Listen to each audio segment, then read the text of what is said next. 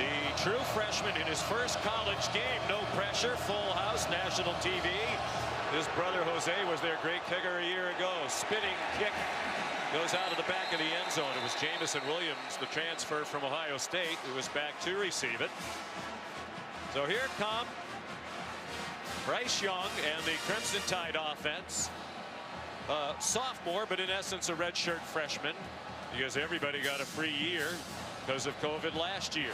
Southern California, out of Modern Day High School, one of the top quarterback prospects coming out 2 years ago. Many believe he was the best. 9 games a year ago, all in relief. Now he is the man.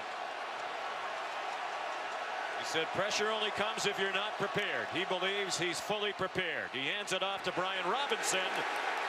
And Robinson drives ahead for 2. He was smothered by a defense fired up and led on that play by Keontre Smith, that outside linebacker. This is going to be the real challenge for Miami. Can they stand up to the Alabama run game? Even though it's a new quarterback, they feel like their offensive line is still going to be physical. Manny Diaz, his defense last year struggled against the run, and they're going to get tested right away by this Alabama front. Substitutions along the offensive line relative to what Alabama thought it would start the season with. More on that in a moment. Young, a play fake, and a deep throw to an open receiver. Jamison Williams couldn't take it in. He stumbled. I mean, he was beyond the defense. He did have to kind of turn because the ball was not thrown over his outside shoulder. Watch him have to turn his head, and as he tried to move towards the ball, he lost his footing. But Bryce Young had an opportunity for a huge play right there on second down. Of course, they lost Devontae Smith, Jalen Waddle from a year ago. Heisman Trophy winner Smith, both were first-round picks. They're happy to have Williams over from Ohio State. He brings experience and speed. 3rd down and 7. The opening possession of the season for Alabama. Young has time. Far sideline. Caught. John Mechie, their leading returning wideout, has the first down out at the 40-yard line. A really nice job. Watch the left side here. Pick up the blitz. Nice job by McClellan, the tailback, and then Bryce Young delivers a timing throw to Mechie, the most experienced receiver. Watch him get away from the contact, make the catch. And back they come again. Slade Bolden, another veteran receiver, picks up 11 and gets them into Miami territory. They'll go quickly. You mentioned changes on the offensive line. They thought Chris Owens would be the center, but the right tackle Kendall Randolph is out with a high ankle sprain. So Owens, 79, is the right tackle, as you can see, and Darian Dalcourt starts at center. John Mechie, good tackle in space by Gervin Hall, one of their safeties. It's a veteran Miami team. Just about everybody back on defense. In all, 19 of their 22 starters returned from an 8-3 team of a year ago. One of the things you always wonder about in a game 1 scenario, how will we tackle on the perimeter? Because both of these offenses are going to test that with quick throws, just like the one we just saw. Young 3 out of 4, the only incompletion, the ball that Williams couldn't handle when he was open, and spun around and stumbled to the turf. Brian Robinson in his 5th year, finally the lead back, powers his way to a first down to the 37-yard line. He has waited very patiently to be the starter. His 53rd career game, his first start. Well, he's a powerful guy. When he gets those shoulders north and south, a difficult guy to tackle. Listed at 225 pounds. I mean, he's a grown man playing tailback for Alabama. Waited behind Damian Harris, Najee Harris, both in the NFL. Miami showing blitz. They are very aggressive on defense. The head coach, Manny Diaz, has reclaimed the defensive coordinator role as well this year. He's calling the defenses. Young had to step up away from the rush. Wide open receiver. It's John Mechie lunging for the pylon. There is a flag. It's a touchdown if it stands. I think Miami was offsides on the pass rush. Evan Neal still blocked his guy, and this touchdown should stand. Offside, defense, number 13. Penalties decline, the results of the plays, touchdown. DeAndre Johnson got a head start. It didn't matter. Here's the end, the dive for the pylon. What a great shot on our progressive pylon cam. And John Mechie, the guy who is assuming the starring role in this wide receiver core, off to a great start. Will Reichert, who didn't miss a kick all of last year, field goal or extra point. Good on his first try of this season. Terrific start for Bryce Young. 4 out of 5 on the drive for 67 yards and the touchdown pass to Mechie. And we welcome our ABC audience inside Mercedes-Benz Stadium in Atlanta. Sean McDonough, Todd Blackledge, with Molly McGrath and Todd McShay down on the field. Miami player number 3. Alabama took the opening kickoff, and Bryce Young, in his first career start, marched them right down the field. Well, it was a brilliant drive by Bryce Young. One thing we saw all possession was him adjusting protections. Evan Neal blocks the rush. Mechie gets behind the defense. That's 2 plays on this opening possession where Alabama had receivers behind the Miami defense. And you can't make those kind of mistakes against a team as good as Alabama. Some question as to whether or not Mechie was out, but he got the ball over the pylon. He is now the lead man in the wide receiver room. They have lost 4 wide receivers in the last 2 years to the first round of the NFL. 2 years ago, Henry Ruggs and Jerry Jeudy, and in this year's draft, Jalen Waddle and Devontae Smith. Fair catch called for by Mike Harley off the Will Reichert kickoff. So Miami will start from its own 25, led by De'Aaron King, the 24-year-old from Manville, Texas, in the Houston area. Started his college career at Houston, 4 years there. Now in his second year at Miami. More than 10,000 career yards. When you put together rushing, he was actually a starting wide receiver at the beginning of his Houston career.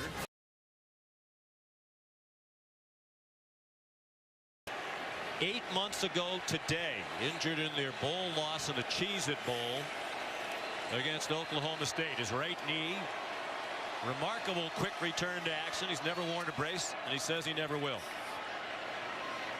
Dual threat quarterback like Young, and he's on target for about 7, maybe even 8, to the newcomer from Oklahoma, Charleston Rambo. Rambo, a nice addition to this offense. That's Rhett Lashley, his second year in this system. The first time De'Aaron King in his career has ever had the same offensive coordinator, same system, 2 years in a row. And he's on target to Will Mallory, and the tight end has the first down. He steps into the lead role at tight end for Brevin Jordan now in the NFL. Here are the impact players. Brought to you by Chick-fil-A, and Manny Diaz says Charleston Rambo gives them something they haven't had in recent years, a deep threat who can win one-on-one matchups. That's Cameron Harris ahead for about 5. And Todd Henry To'o, a great story for Alabama, transferred from Tennessee, arrived in June. He's already a leader of that defense. Well, the defense he played in at Tennessee, Jeremy Pruitt was the coach. It was the exact same defense they run here at Alabama. Pruitt was an assistant here under Nick Saban. So he was able, with that knowledge, to come in and be a leader right away. Start.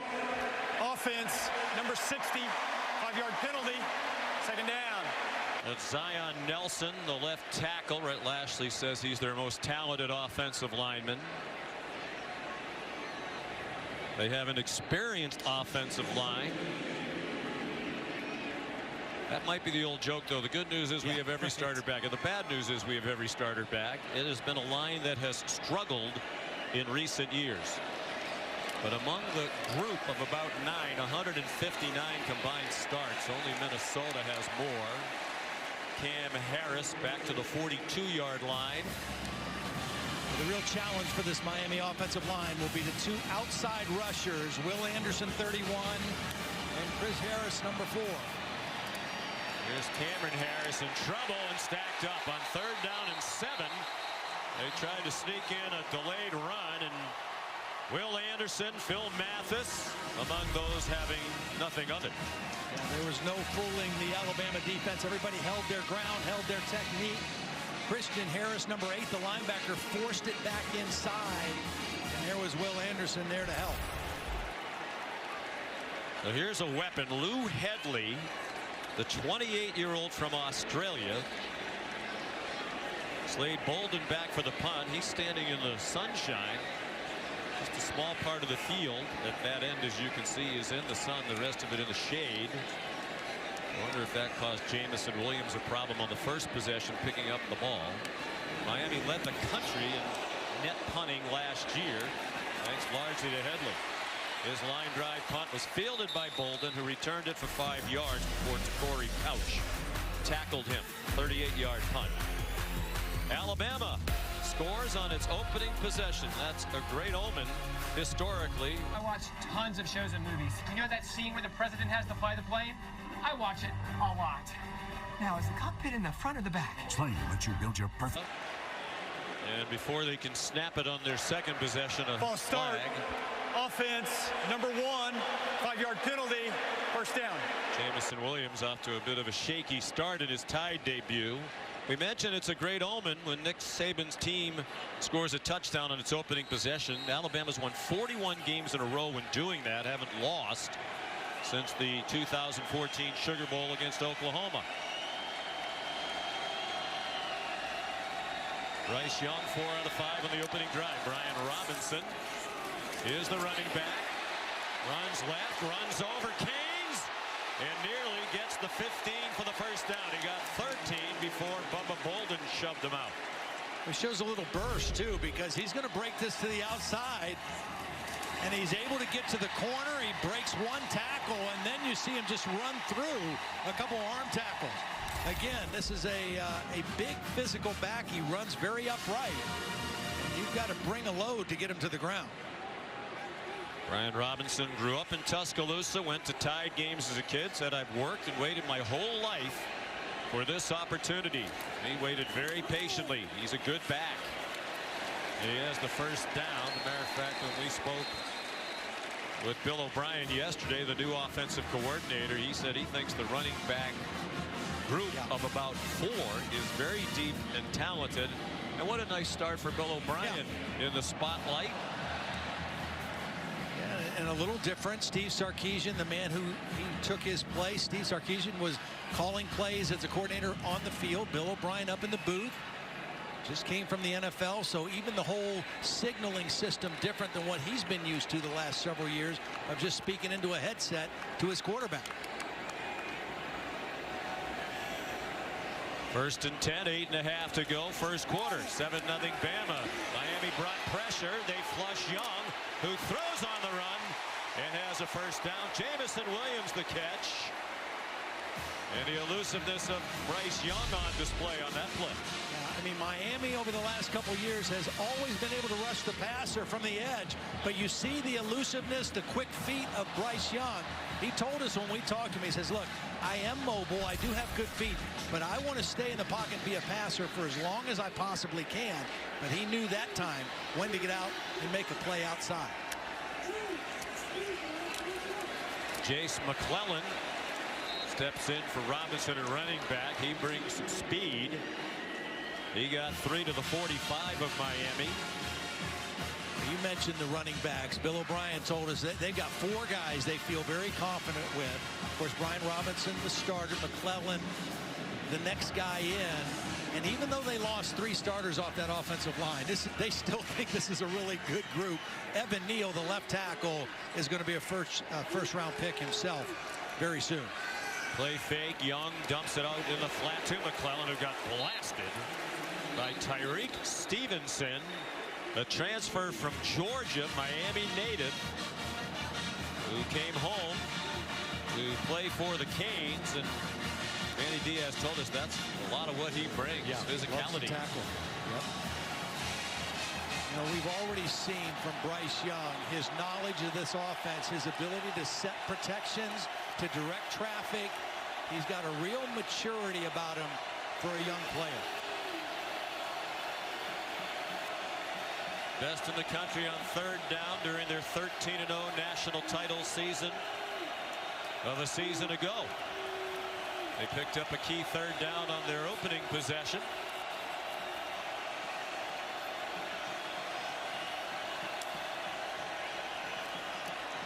Young, all kinds of time, shovels it to McClellan, work to do, and he did it. Got the first down with 2 to spare, tackled by Corey Couch and Gilbert Frierson. Well, first of all, it's only a 3-man rush, so he just moves to his right to see if he can open.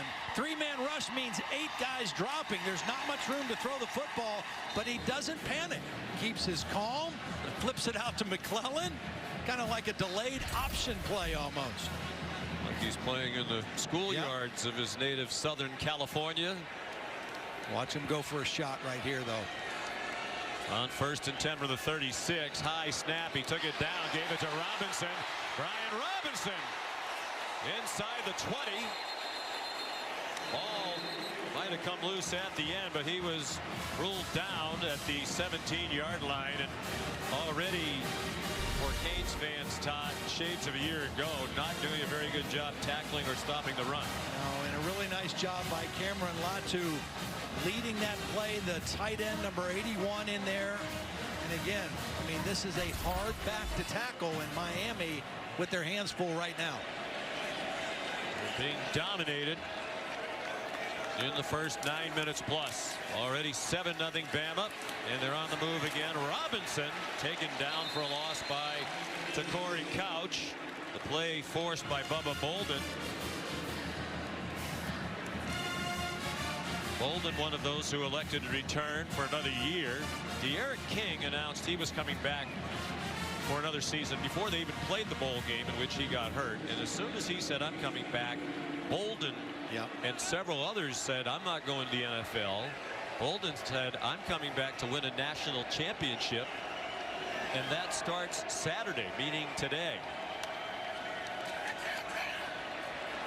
Blitz up the middle. Harris dodged it again. Bubba Bolden whiffed. And Young throws it away. Over the head of John Mechie, but that was just a throwaway. Well, Bubba Bolden could have taken a big step forward for his team. He's coming on a safety blitz unblocked and just kind of whiffs. Now, part of that is just the nimble feet of Bryce Young. Still has to throw it away, but that loss of yardage play could have been huge for the Hurricane defense.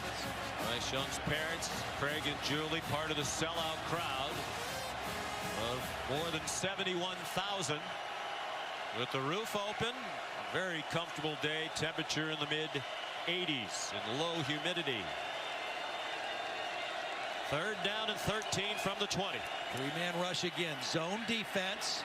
And Young steps up, fires back in the end zone, and it's broken up. Nice play by Bolden as Young tried to rifle one in to Slade Bolden, no relation to Bubba Bolden. Well, that's a good stop by the Miami defense. Both on 2nd down and 3rd down, it was more than 10 yards needed.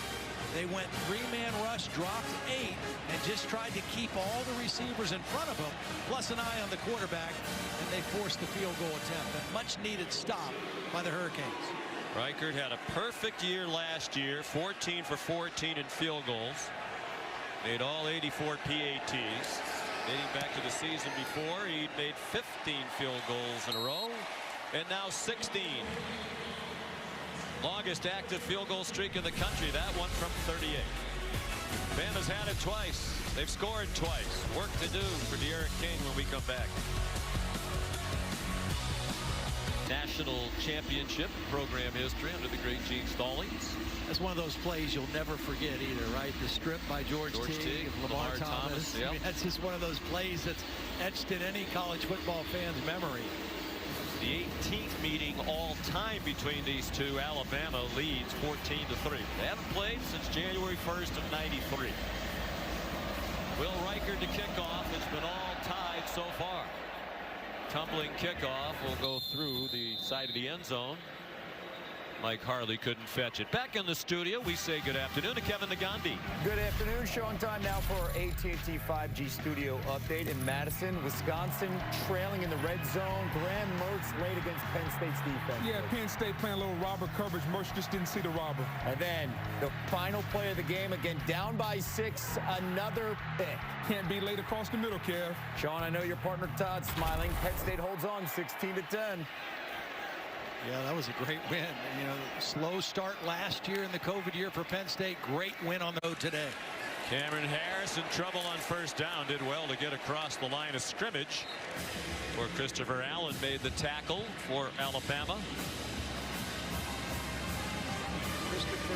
Chris Allen and Will Anderson, these two outside linebackers, they think they're going to have a special pass rush this year because of the skills of those two. Harris ran into his own man, got bounced back as he collided with Navon Donaldson. Here's Molly McGrath. Well, Sean, D'Eriq King told me he attacked rehab 2 times a day with 1 goal in mind to be back to play in this game. He's just 8 months to the day removed from his ACL surgery. His physical therapist told me it's usually 9 to 12 months that players are ready to return to the field. And he told me he's ready to run with the football, but we're going to have to see something special from D'Eriq King today.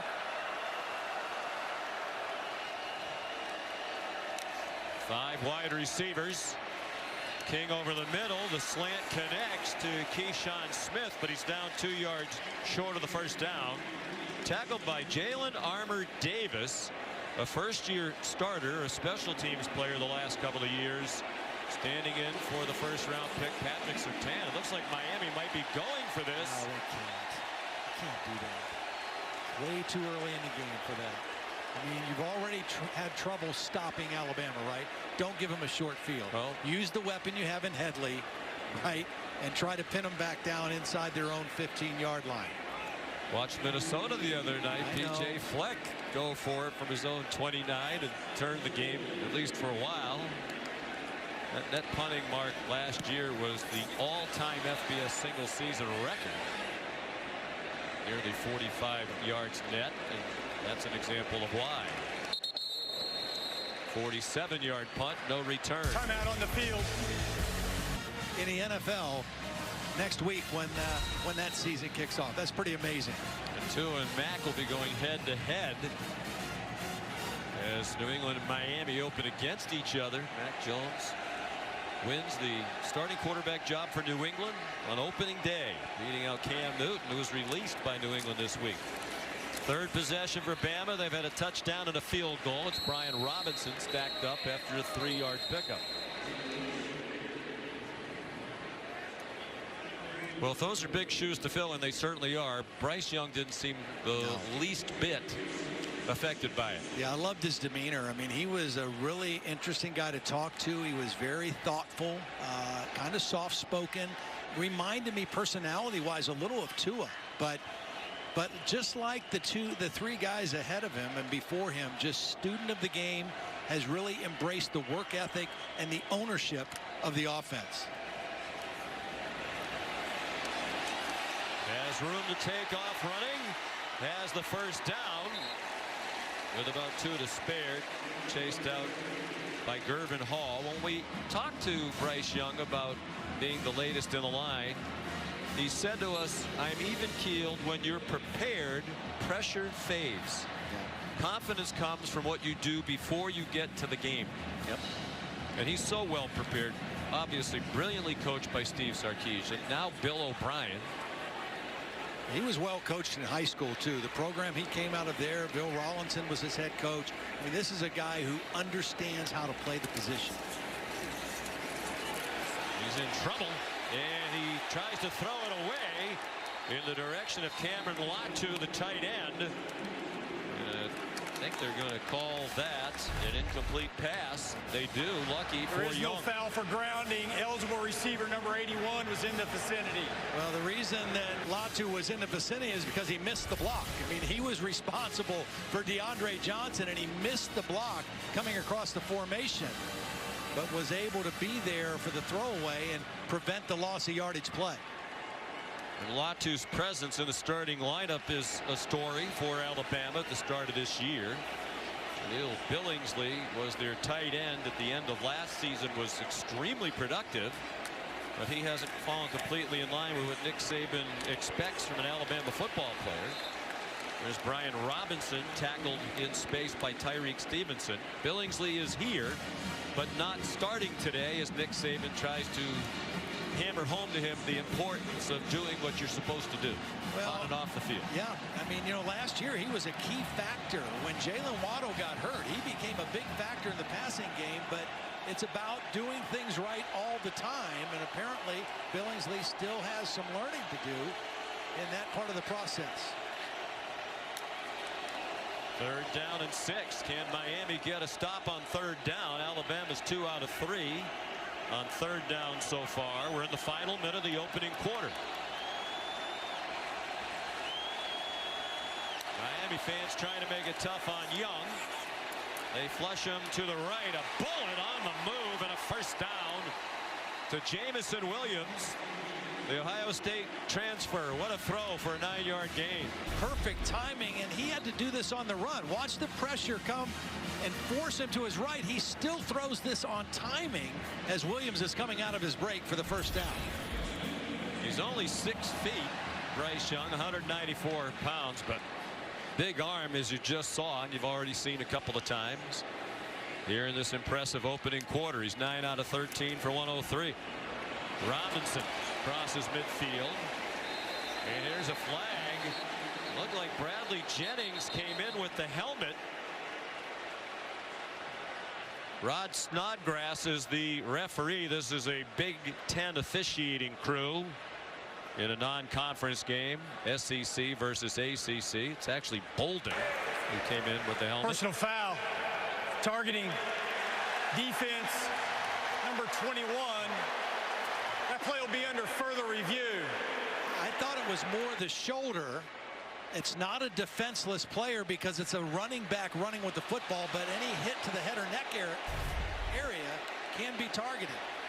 Well, no, it was helmet first. Jennings made the tackle, and then it was Bolden who came in with the helmet. Well, we're with Matt Austin again this season, and delighted that we are longtime on the field referee.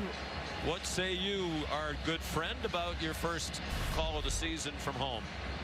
Well, thanks, Sean and Todd. I agree. This is definitely targeting. He lowers his head, hits him right in the side of his helmet with the crown of his helmet. This should be a pretty easy confirm. And it looked like when Bolden, the safety, the team leader, has been ejected. That's Ed Reed, one of the great safeties of all time, college and pro football Hall of Famer, their chief of staff, trying to comfort Bubba Bolden. He's been a great influence on Bubba. They watch a lot of film together. Cameron Kitchens, a true freshman, number 24, has taken over in his first game. Bryce Young throws incomplete, intended for Mechie. That was an untimed down. That's the end of the first quarter. And because we just had a lengthy break, they're just going to move to the other end of the field very quickly. Ordinarily there would be a TV timeout here, but there won't be, and that gives us a chance to chat with our pal Todd McShay. Todd, just 3 starters back on the offense for Alabama, 2 of them offensive linemen, Emil Ekiyor and Evan Neal, and you've been really impressed by Evan Neal. Yeah, everyone loves talking offensive linemen, right? The section position, but Evan Neal, if you watch him in the box jump that he does, I would have probably broken my whole body. I have no idea how he does it. At 350 pounds, he's able to make that jump and spread his legs and then hold his body control. And that's why he's going to be a top 5, top 7 pick in the upcoming NFL draft. He's special. And when I talked to the opposing, offensive players for Alabama, they said that there was no question who the in Alabama, and it was Neal. That was a 48-inch box jump, split leg. That's from a 350-pound man. There's a lot of downside risk there. I mean, what happens if you don't stick the landing? That is not going to end well. No.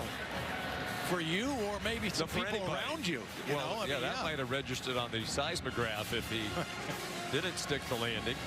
He is so good, though. He was the right tackle last year. Of course, Alex Leatherwood you know, was an award winner, first-round draft pick. Now they move Neal over to the left side, and just like Todd said, I mean, he's going to be a top 4 or 5 draft pick himself, and he is really special. Listed at 6'7", 350. After the play fake, wide open JoJo Earl. He's a freshman. That's his first career catch, and he took it inside the 20 for a 16-yard gain, tackled by Gervin Hall, the one remaining starting safety now for Miami. Manny Diaz told us we have excellent starting safeties, Hall and Bolden. They're veterans, but true freshmen behind them. And it wasn't going all that well, even with the veteran Bolden out there. Yeah, right now, Manny Diaz doesn't have any answers for Alabama's offense. Jamison Williams gets 9 more. Tyreek Stevenson made the tackle. Bill O'Brien said yesterday about Williams, Ohio State must be loaded at wide receiver if that guy couldn't really get regularly into action for the Buckeyes. Well, they are. He's right about that. But this guy has been a welcome addition to Alabama's receiver room. Play fake by Young, wide open, and it's a touchdown. Alabama picking right up where it left off last year when they hammered Ohio State for the national championship. Cameron Latu, the touchdown. What a nice drive. I mean, again, Manny Diaz doesn't have any answers. They can't stop the run. If they rush 3 and drop 8, they're not making the quarterback panic. He just buys time. He dumps it off if he has to. And when they do try to come after him, he hurts the man coverage with the right decision and an accurate throw. That is the first career catch for Latu. Redshirt junior from Salt Lake City, former linebacker. Bryce Young, 12 out of 17 for 137 and 2 touchdowns. Well, watch the move by Latu on linebacker Keontre Smith. Here's Latu right here. Here's the coverage.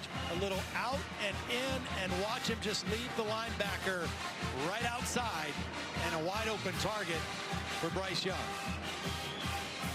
And if Nick Saban's trying to have a teaching moment for Jaleel Billingsley, I'm sure he's pleased about that development too. We have somebody else who can play and play well if you don't want to fall in line.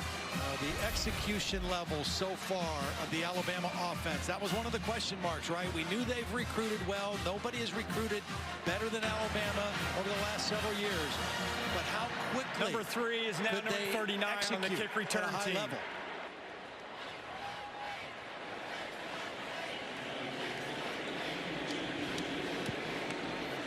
Total yardage 200 for Alabama, 30 for Miami. They've run 27 plays to 8 for the Canes. Mike Harley back deep for the kickoff. Now it's just the small sliver of field that is still in the sunlight. And they'll start from the 25 again. And a touchback by Will Reichert. What a week 1 this is of college football. There was some action last week, of course, but that was week 0, as it's come to be known. Tonight on ABC, 7:30, a top 5 matchup. 2 national championship contenders for sure. Number 5, Georgia, and number 3, Clemson from Bank of America Stadium in Charlotte. JT Daniels at quarterback for Georgia. DJ Uiagalelei for Clemson. Yeah, that's going to be a great football game. I think Georgia with JT Daniels, if he stays healthy and plays the way he did at the end of last year, has a real chance to threaten Alabama in the SEC this year. Here King takes off running and has the first down. Second of the game for Miami. He picked up 11. That's what he gives you. I don't know that we'll see a lot of design quarterback runs out of De'Aaron King today, but those kind of plays, when things break down and he has to extend a play, Brett Lashley wants his quarterback to do that. Look out! He got hit by Chris Allen, and the ball popped out. And Phil Mathis has it for the tie. We talked about Will Anderson and Chris Allen. Here's Allen working on the right tackle skate. Recovered by the defense. He just blows right by him. You cannot block those two guys one-on-one for a long period of time. They're both collapsing the pocket. Both Allen and Anderson had a beat on the quarterback, and that one resulted in a turnover. In 2015 and 2016, this Alabama defense had 50-plus sacks in both years, and they feel like they have that caliber of pass rushers on the edge for this season. Chris Allen limped off and needed to be helped into the medical tent. A great field position for Alabama. The Miami 33. Young to Slade Bolden for 4. De'Aaron King also limping on the sideline. It was his right knee, in which he tore the meniscus and ACL in the Cheez-It Bowl against Oklahoma State in late December. Had surgery 8 months ago today. Remarkable pace of the rehab to be ready to go. He said he's 100% and he wasn't going to think about it at all. If the play called for him to run, or the situation called for him to run, he would run. He had nowhere to run that time. Flipped the Mechie, and he got flipped to the ground. No gain. Nice play by Corey Flagg. We'll take a look at the hit on De'Aaron King at the end of the play. Both guys involved in that play ended up in the injury tent. See De'Aaron limping off. Hope he's okay for sure. Well, Chris Allen has had a history of knee injuries as well. He missed all of 2018 with a preseason knee injury. Got a look at Tyler Van Dyke, who would be the backup quarterback for Miami if needed. 3rd down and 6. Alabama 3 for 4 on 3rd down so far in the ball game. They blitz to the Canes, and the tackle is made by Keontre Smith. He drops Brian Robinson for a loss. Now let's see what Nick Saban will do now on 4th and about 10. King looks okay. Looks frustrated, you know, and rightfully so. They just have not been able to put anything together yet against this Alabama defense. And we talked about this defense potentially being the best Nick has had in the last several years. Will Reichert's made 16 in a row, but this one's from 51. His career long is 52. He got plenty of it, and the streak is still alive. Will Reichert bombs one from 51. That looked like your draw off the tee right there. That was beautiful. Nice little baby draw. Ball State. Mike Harley hoping for a chance to return a kickoff. Alabama dominating, leading 20-0. Will Reichert will have another touchback. Here's Kevin Nagandi. Sean, let's update you. College Park, Maryland hosting West Virginia. Winston Wright Jr. Boog. He's the dynamic weapon from Neil Brown and the Mountaineers, and he's off to the races. And as usual, early in the season, the one thing lacking is tackling. No tackling by Maryland, and there we go, Kev. Hit his head on the goalpost. 98 yards. Letty Brown punched it in. Right now, 17-14 Maryland. Iowa in control at home against Indiana. Good one in Eugene between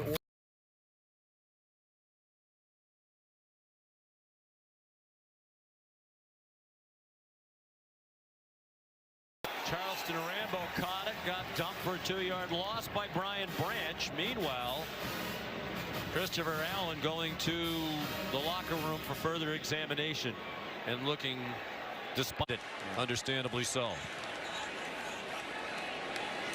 Drew Sanders, number 20, has come in for him. Experienced backup. Cameron Harris, nowhere to run. Shoved out of bounds by Brian Branch with help from Jordan Battle. Malachi Moore, these two, they list him as first and second team star. Now today, Malachi Moore is starting at safety in place of DeMarco Helms, and Brian Branch is the star, and they are two outstanding players. And on both those plays, perimeter throws stopped for 0 yardage.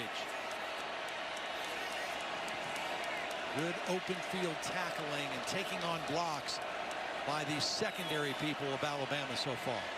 Miami in jeopardy of a very quick 3 and out. King is 5 for 5 passing. Anderson got a great jump. He got a piece of King up around the face mask. Eric managed to scramble for 5, but went down 5 short of the line to make, and it was Allen's stand-in, Drew Sanders, who ran him down. Boy, how quick off the ball is Will Anderson. Yeah, he's so quick, and you know, he feels like he's playing even faster now because he has more knowledge of the defense. Miami number 5 is now number 46. He gets around there, gets enough of De'Aaron King to take his eyes off of downfield and force him up into the pocket. Doesn't get the sack, but as Nick Saban likes to talk about, that is definitely affecting the quarterback. There's Lou Hedley to punt. Wow. Line drive bomb kicked on the run. Slade Bolden. Nice tackle by Corey Couch. 52-yard punt, a return of 8. Timeout on the field. Data together across your clouds, from suppliers to shippers to the factory floor. So whatever comes your way, the wheels keep moving. Seamlessly 15 of 20, 127 yards, a couple touchdowns. The skill that I'm most impressed with is his ability to move in the pocket, to feel the pressure, but never take his eyes off of downfield. So he feels the rush, he moves when he has to, but his eyes are still downfield finding the open receivers, and that is a difficult skill to have, but he is doing it naturally. Then, when he has to make a quick read, he did that for his second touchdown. Was so poised, never in a hurry, doesn't have happy feet. Sets and fires here on target. Slade Bolden, first down. Bumped back by Tyreek Stevenson, but he had the first down with forward progress. Todd McShay. Yes, Sean, I watched Bryce before the game. He threw about 50, 60 throws in the pregame, and every single ball, didn't matter if it was 10 yards or 50 yards, was a little bit high. And I just walked on the field and I said, why? Why is the placement there? He's like, because it's so hard for defenders to get it. I was really impressed with his absolute accuracy. Chase McClellan, another missed tackle by Miami, and into Canes territory went McClellan. You know, the other thing, Todd, that I noticed in watching him today and then on the practice field in Tuscaloosa on Thursday is his ball is very soft. It's a very catchable pass. I mean, he's got zip on his arm. He can make any throw you want, but the ball always looks soft as it's moving towards receivers. It's catchable. Yeah. We asked Bill O'Brien, he's 6 feet tall. He said, yeah, but he doesn't get balls batted down. Finds the seams, has a pretty high release. McClellan again after a 15-yard gain gets 3 more. But see, you could say the same thing for Bryce Young as we said for Mac Jones, and we said for Jalen, as we said for Tua. The best friend of a quarterback is a good running game. And right now, Alabama is still able to run the football when and how they want. And that just sets everything up, whether it's play action pass, whether it's RPO game, takes a lot of pressure off the quarterback. Young on target, Mechie. Oh, high stepping. And out of bounds with another first down. Mechie wasn't involved in a lot of their off season. He had a couple of lower leg injuries. I'm not sure Nick Saban will like that. Watch the route, though. Watch just a little pause and then back inside working on a linebacker. That's a mismatch to begin with. The acceleration of Mechie. What a beautiful route. 18-yard gain, 5 catches already. He had 8 in their national title win against Ohio State in South Florida. Brian Robinson back in to the 25-yard line. Wayman Steed whiffed on tackle attempt. Robinson lost his helmet. Robinson will come off. And we're more than midway through the second quarter now. Lots of stars from yesteryear. And in case of Devontae Smith, yesteryear was not long ago. Here today, it's obviously an off weekend in the NFL with the season opening coming this week. Young throws it away. in the general direction of Cameron Latu. And you could have quite a game if you lined up all the guys who are on the sideline. Oh my goodness. Be a good pickup game, right? Landon Dickerson, the center last year, wasn't able to play in the title game due to a knee injury. But we're told among those expected, Michael Irvin, Ray Lewis, Warren Sapp, Ebron James, Brevin Jordan, Jalen Phillips, Reggie Wayne. Here's 3rd down and 8. And that's just a partial list of Canes who are here and not enjoying it, certainly. 5-man rush. Young, first down. Latu didn't have a catch for his career, has 2 touchdowns.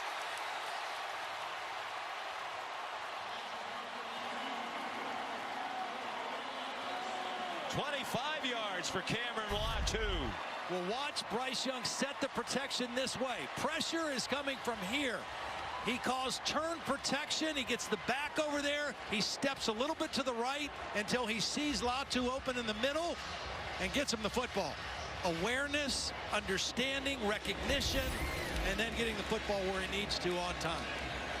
And one thing's for sure, if Miami does want to return to national prominence, they need to tackle better. Yeah. The tackling has been dreadful here in this first half, this first quarter and a half. So Cameron Latu, who did not have a career catch coming into today, has caught 2, both for touchdowns. A message to Jaleel Billingsley, probably something along the lines of, we want you to be fully a part of this. But they have such a great culture there. You know, Nick told us yesterday the players really largely take care of the culture themselves. They keep each other in line. So you can't have one guy who isn't doing the same thing as everything else. There is a flag down on the kickoff. Offside. Alabama might have been offside. The Aflac trivia question, and it's a good one to start offside. The year. Kicking team number 40, 5-yard penalty from the touchback spot, first down. De'Aaron King is 24 years old.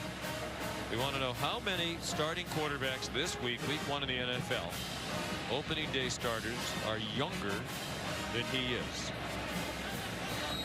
And by the way, he's more than 4 years older than Bryce Young. Bryce Young just turned 20 in July.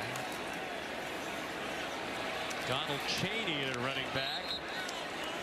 Quick pop, gets 6. The answer is 6, including each of the last 3 starting quarterbacks at Alabama who've already gone on to the NFL. Jalen Hurts, Tua Tagovailoa, and Mac Jones. He's also older, as you saw, than Justin Herbert.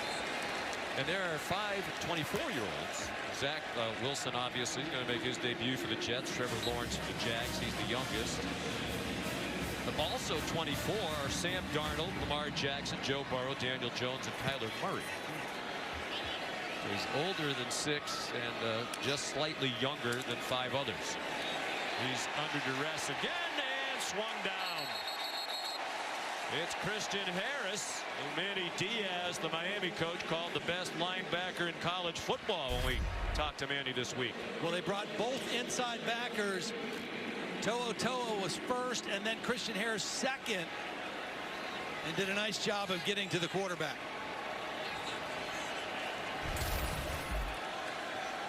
Loss of 4, 2nd and 14.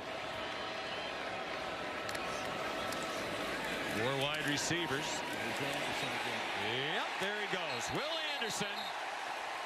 You can't block this guy one-on-one and have a lot of success. He's too quick off the ball. This time they're trying to pull a backside guard to help. They actually have 2 guys accounted for him. Neither one of them stayed with the block. And Anderson just kept working his way to the quarterback. Sophomore from Hampton, Georgia. Really came on the second half of last season. Obviously learning as he was going along. Didn't have a sack in the first 6. Had 7 in the last 7. In the flat, Cameron Harris. He gets walloped at the 44.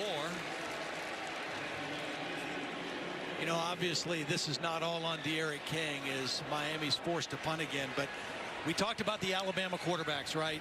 The last 3 going to be starting in day one in the NFL. Number 5 of Miami will be number 46 for this play. The last Miami quarterback to start an NFL game, former Hurricane, was Ken Dorsey, all the way back in December of 2008 for the Cleveland Browns in a 14-0 loss to the Bengals. Dorsey's now 40 years old, and he's the passing game coordinator for the Buffalo Bills. It's been a long time since Miami has had that kind of quarterback. They used to have a ton. Lou Headley, the punt. There is a flag down. Irvin Hall interfered with Slade Bolden, it seemed.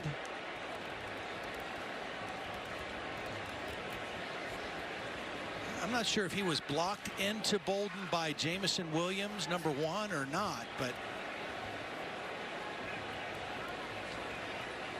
Miami was in position to really down the ball deep inside the 5-yard line.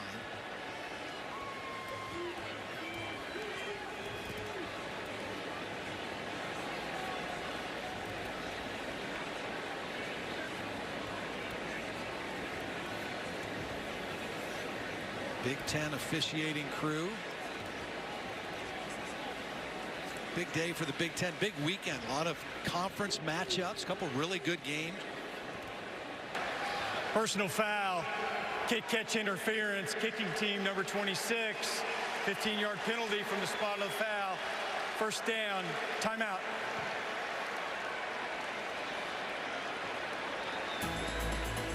Different everything. Somewhere inside of him is the answer to how this all happened and how we fix it. You're good, Dave. Best in town. Thank you. The action from the AT&T 5G Skycam. That's actually looking out at the Skycam.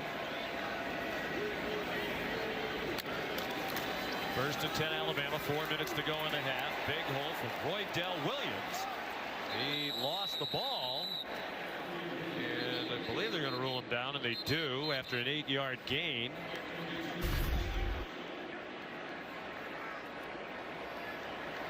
Cameron Kinchins. Ruling on the fields of fumble. Tackle. Recovered by Miami. Okay. First down. Well, that's news to everybody on the field, as the offense and defense for Alabama and Miami, respectively, were still standing there. But after talking about it, looks like they got it right. It was a good, hard tackle by the freshman Kitchens, who's in there because of the injury to Bolden. First, you couldn't tell if the knee was down before the ball came out, but the ball clearly came out as he's diving forward. So a lack of ball security by Williams, and a really nice play beating the ball carrier right at the spot by Cameron Kinchins. He was a true freshman playing in his first college game out of Miami Northwestern High School powerhouse program. He won 3 state titles there, did Kinchins. And he'll get the turnover chain. Hard to celebrate that too much when you're down 27-0, but it has Going become on the field tradition. was a fumble recovered by the defense. That plays under further review. By the replay official, Rick Nelson. Now, the turnover chain debuted in 2017, and it has been much imitated now in a variety of ways around the country. Well, the interesting thing too is, I mean, there's a lot of hype surrounding it, but it's actually been something that is really inspired and motivated their team as well, because since the inception of that in the 17 season, they've had 92, and this would be 93 forced turnovers, which coming into this year was tied for the 3rd most in that period of time, tied with Iowa and Syracuse, the only teams ahead of them. Clemson the leader with 97, Alabama with 95. Oh, I wanted to guess. Oh, we already did, Affleck. I guess they're looking at the replay to see who recovered the fumble. Matt Austin, let's bring you in. You look like you're ready to go. We can see you. The audience can't, and that's a shame to waste the movie star good looks. But how are you, buddy? What do you think? Doing very well, thanks. Yeah, you're exactly right. They're looking at this recovery because the Miami player looked like he had it between his legs, and that's not allowed to have possession of the ball when it's between your knees. You have to have your hands or your arms controlling it. And you can see right there that the Alabama player got it and was on his knees. So I think they're going to give this ball back to Alabama. Should be a big relief to Roydell Williams after his animated message from Nick Saban. We should mention that it's an experimental replay situation here today. Big Ten officials on the field and in the replay booth. Rick Nelson is the replay official. There's Ron Snodgrass. After review, there was a fumble. However, it was recovered by Alabama. First down at the 35-yard line. So good work by Rick Nelson. Yeah, I got to give the chain back, right? You don't get to keep it. No. You got to go back to work. But the celebration still stands. Yeah. You can't undo that. Back into the safekeeping place it goes. But this game is part of an experiment. The Big Ten is the only one of the Power 5 conferences that does not use collaborative replay, where you have replay officials at the stadium, but also somewhere else, back in a headquarters, looking at monitors. So today, Gene Simcoe, the Big 12, is actually in Pittsburgh at DB Sports headquarters, and he is weighing in on the replays with Rick Nelson. Now the officials want to continue to talk about this. So we don't know if it was Gene Simcoe back in Pittsburgh who suggested to Rick Nelson perhaps take a better look at this. Ultimately, the decision maker is the replay official who's here at Mercedes-Benz Stadium.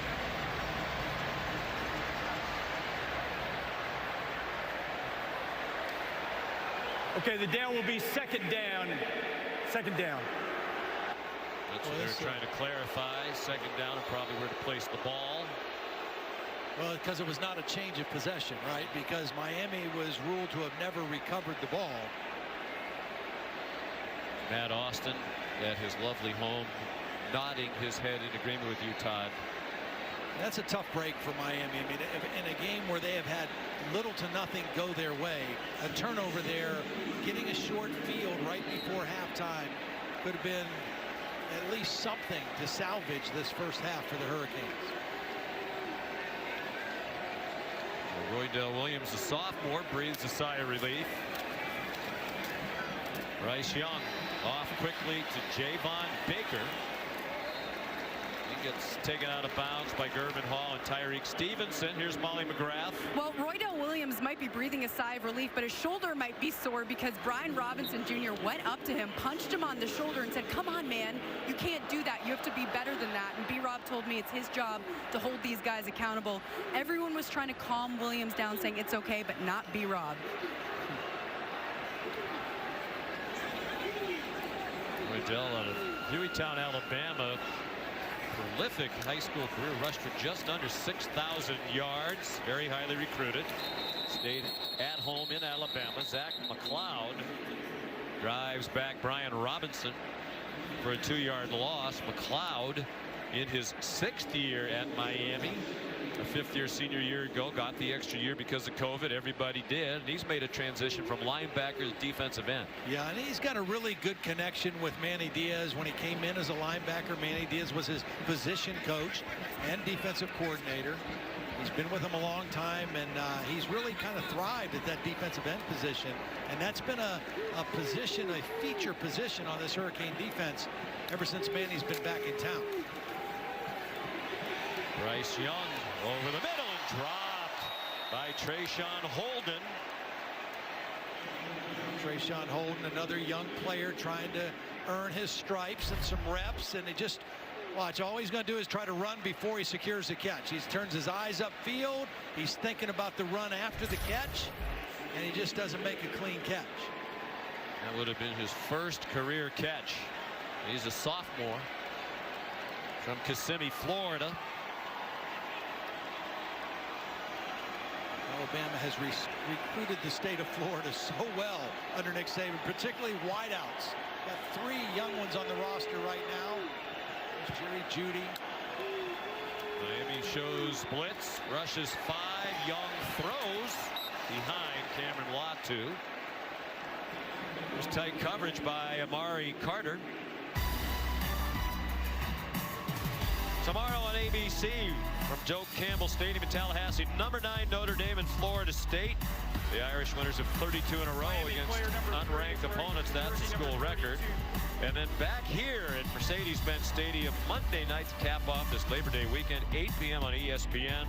Louisville and Ole Miss, the first meeting ever in football between those two schools. And the Rebels will be without Coach Lane Kiffin, who tested positive for COVID. He is vaccinated as of this morning when he appeared on game day. No interim coach mentioned. He said the responsibilities will be largely spread out. And we look forward to that, Kevin. Thank you. Minute 57, 3 timeouts for Miami. Trying to get on the board before the half. They deferred the opening kickoff. They'll get the ball to start. They need some momentum. I mean, they got to put a drive together that hopefully can finish with some points. You've got an experienced quarterback. You got 3 timeouts. This is a critical drive for D'Eriq King and the Miami Hurricanes. Charleston Rambo to catch. He gave him the first down. Cameron Harris gets 2. We talked about Rhett Lashley, the offensive coordinator. This is not his first go-round against Alabama. He was offensive coordinator at Auburn for 4 years. Good throw and catch. Keyshawn Smith down near another first down. Jalen Armour-Davis made the tackle. He stayed in bounds, didn't get the first down, about 2 yards short. Rhett Lashley's a young coach still, 38 years old. Seems like he's been around forever. Cameron Harris again. He's been the offensive coordinator at Samford, Arkansas State, Auburn, UConn, SMU, and now in his second year here at Miami. Well, they thought they were going to slip a run in for the first down there. He doesn't want to waste a timeout, but they're taking a lot of time. I know you got 3, but again, this is a critical drive to score points, and you are letting time run off the clock too freely right now. They have to go for it, you'd think, on 4th down. If they don't get it, that's a moot point. They do get it, and Cameron Harris upended in the open field by Josh Jobe, a returning starter at cornerback, preseason first team All-SEC this year. And another Florida kid out of Miami that Nick Saban recruited. And whistle stopped the play for a false start against the Hurricanes. A little sloppy operation right now. You know, I mean, the clock stops temporarily to move the chains for a first down. You still don't have to use a timeout, but then they get the false start and they move themselves back 5 yards. You mentioned Rhett Lashley at Auburn. False start. Offense. Number 11, 5-yard penalty. First down. The penalty includes the option for a 10-second runoff. Miami has chosen to take a timeout. Their first of the half.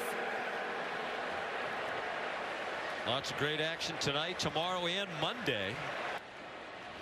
As this week 1 of college football will conclude on Labor Day night right here in this building with Louisville and Ole Miss. Yeah.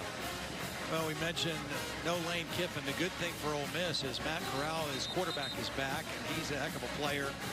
Knows that offense, knows what they're doing. And, you know, Sean, I was mentioning Rhett Lashley going against Alabama's defense, Nick Saban, for 4 years when he was at Auburn. 2013 and 14, they won in 13. They lost a shootout in 14. He had a quarterback similar to D'Eriq King and Nick Marshall. However, the next 2 years, 15 and 16, he did not have that kind of quarterback. And they had the kind of offensive output that, unfortunately, he's suffering today. 82 yards of total offense in the first half so far against Alabama. D'Eriq King throws it away. There's no question. King's a very talented guy. Yeah. You talked about the lack of quality quarterbacks in their program in recent years. He's an excellent quarterback. But even though this offensive line is experienced, they're getting manhandled. Right. By Alabama. Well, and again, at the top of the show, we talked about where's the strength of Alabama. Now, the offense has been better today than we thought they might be. The defense has been what we expected. A dominant defensive front led by Will Anderson. Chris Allen left the game earlier. We don't know his status. Throw behind Mike Harley. It'll be 3rd down and 15, 25 seconds to go until the half. Under Nick Saban, when leading by 7 or more at the half, Alabama is 134-4.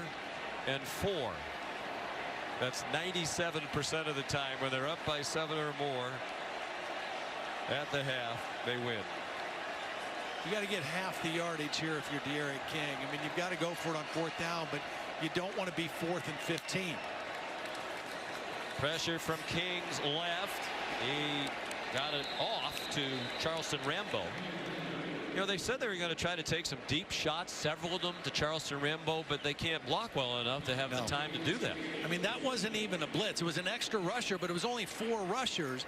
But that time Brian Branch was there. It kind of fooled the offensive line. It wasn't an overload blitz, but De'Aaron King had to get rid of the football before he wanted to because pressure was there. Miami will go for it from its own 45 on 4th down and 10 with 20 to go in the half. King giving a nice pocket that time, and a beautiful throw and catch by Keyshawn Smith. First down, 35-yard line. I mean, there's no question if you give De'Aaron King time, if you give him a pocket, he can make those throws. He's Charge he's an timeout, outstanding Miami. passer. Their second. This is a 30-second timeout. At least they'd like to have something positive to happen and get some points. Andy Borregales, true freshman, hoping he gets a chance to try his first field goal as a Miami Hurricane. He has a strong leg like his brother Jose, who was their kicker last year and won the Lou Groza Award as the best kicker in the country. He had an excellent training camp with the Tampa Bay Buccaneers. Jose was kicking for somebody in the NFL. Right now you wonder who can step up and make a play for Miami. Is it going to be Rambo? Is it going to be Mallory, who only has 1 catch? I mean, coming into the ballgame, we thought Will Mallory, who's right here, would be a matchup issue in favor of Miami. They've not been able to get him the football. He has 1 catch for 7 yards. King, plenty of time, locks it up, going deep for Rambo, and a flag flies as he got tangled up with Daniel Wright. Well, their coaches told us they'd like to take several deep shots with Rambo. They finally launched one deep. It's the right matchup, too. You see, Daniel Wright is a backup safety who's in the game because they're in dime defense. 6 defensive backs. Pass interference, defense, number 3, 15-yard penalty, automatic first down. Right down to the ground. Yeah, I think Rambo's the only guy that made contact on that play, not Daniel Wright. It was a good matchup going Rambo against a safety. I think that's a poor call that went against Daniel Wright right there. And the Bama fans agree with you. And there are more Alabama fans here. This is only about a 3-hour drive from the campus in Tuscaloosa. Now, the big difference, though, if that's the NFL, that ball's inside the 5-yard line, a chance to go for a touchdown. Now, there's only 5 seconds. And they're going to run another play. Maybe just try to get in the middle of the field for Borregales. Yes. Not enough time to really feel confident you can throw one toward the end zone and have enough time for another play. Now, you have to try to get points here. You get the ball to start the 3rd quarter. You're just looking for little tiny victories right now if you're Manny Diaz and the Miami Hurricanes. So here's Andy Borregales stepping in for his brother Jose. They're very close. And Molly McGrath talked to the Borregaleses during the week. And Jose texted Andy to remind them of their shared pre-kick routine. Get comfortable, find an aiming point. Left knee, lean shoulders back, ready to go. Checkpoint accomplished, kick good. The Borregales have been kind to Manny Diaz. It's the end of the first half. 37-yard field goal. And a little consolation to take into the locker room for the Canes.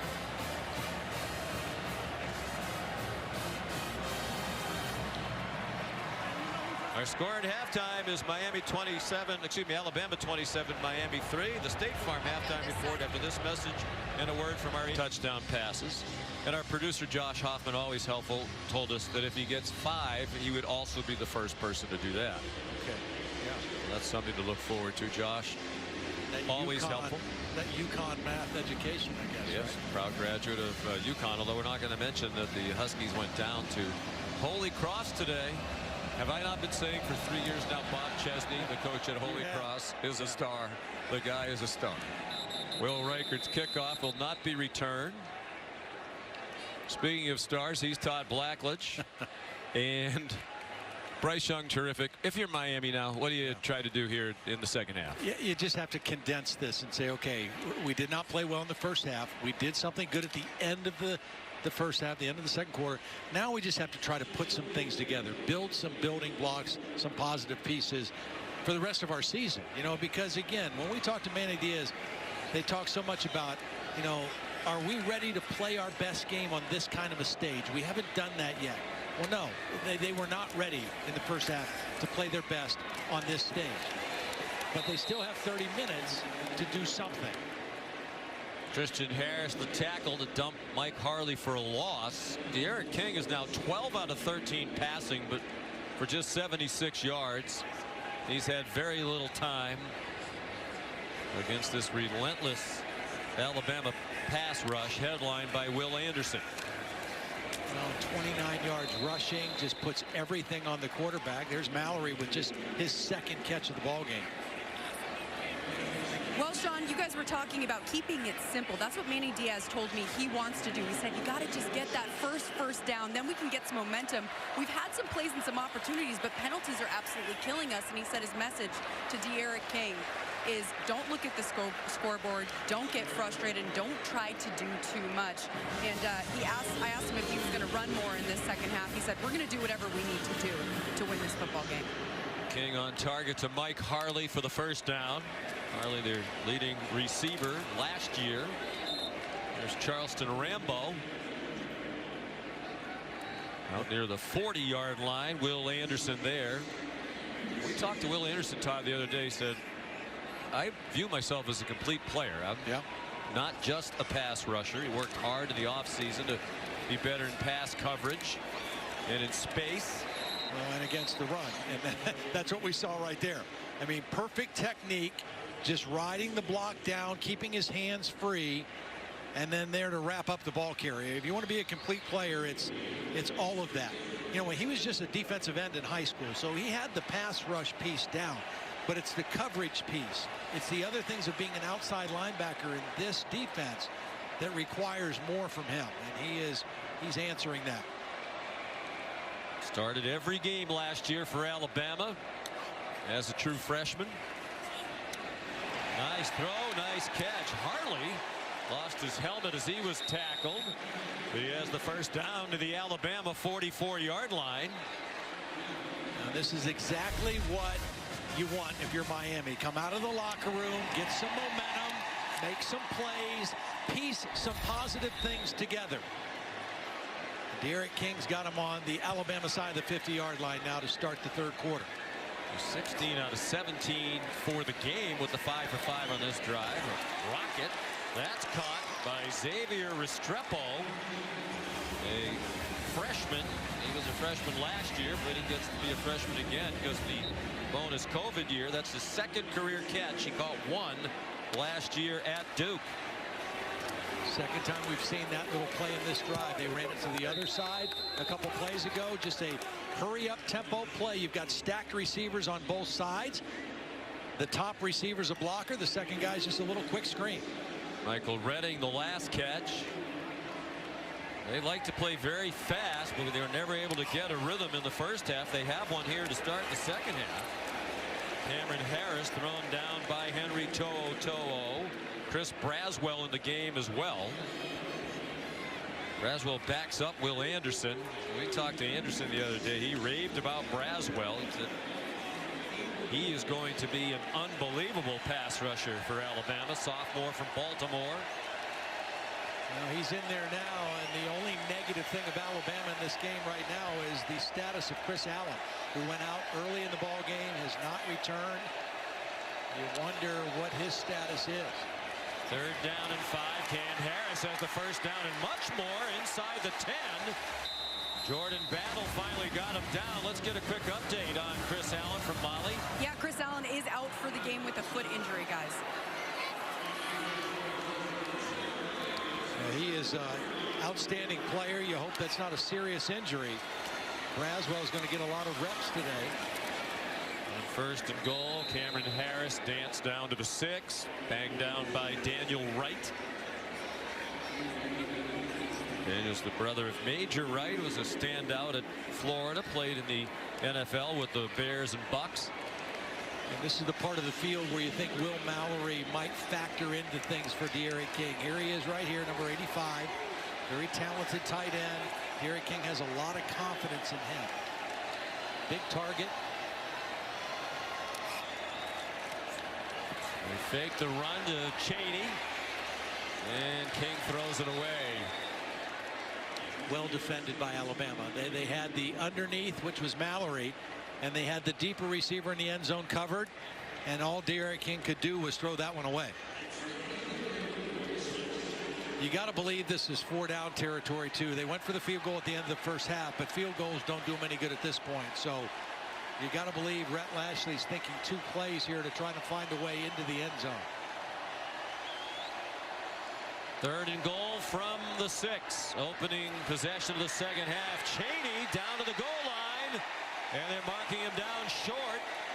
Byron Young prevented the touchdown. They get over the ball very quickly. They are going to go for it on 4th down and goal from inside the 1. King to the goal line. And he did not get in. That's a tough play. It's a quarterback sneak, but you're sneaking from 5 yards off the football. You're not under the center trying to sneak underneath the blocks. You're catching this ball 5 yards away. And by the time he gets towards the goal line, Alabama had won the line of scrimmage there and kept King clearly out of the end zone.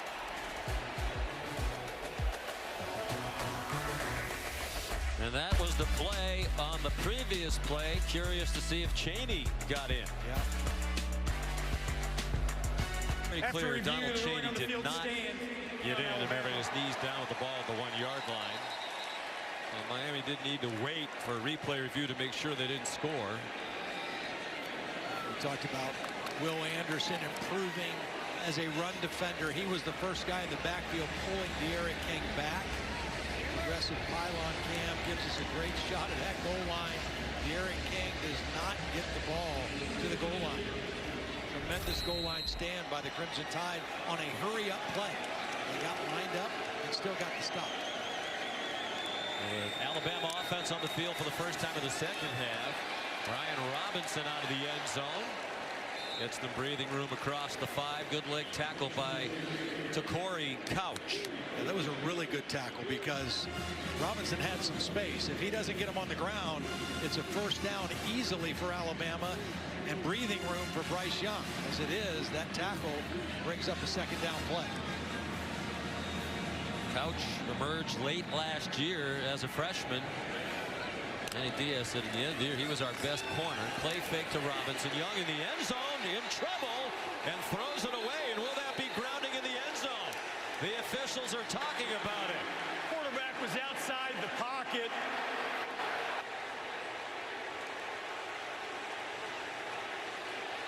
They want a safety on the Miami sideline. The officials are going to talk about it.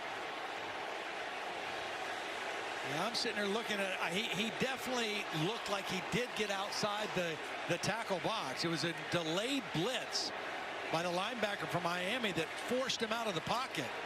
Nice defensive call of pressure by Manny Diaz as we wait for this decision. The quarterback was outside the pocket and the ball went beyond the line of scrimmage. There is no foul for grounding. Yeah. 3rd down. I think the discussion was, did the ball cross the line of scrimmage? Because he clearly was outside the box. But watch the delayed rush by Corey Flagg, number 11. He slips in there untouched. They force him out. The ball did get across the line of scrimmage, too. The line of scrimmage, the 6. Outside the pocket, and does the ball get across the line of scrimmage? Both were true, so no penalty. I want to bring in Matt Austin if we can after this play to ask a question about mechanics of officiating. Young back in the end zone again on 3rd and 5. That question might have to wait because there goes Jamison Williams to the house. Touchdown, Alabama.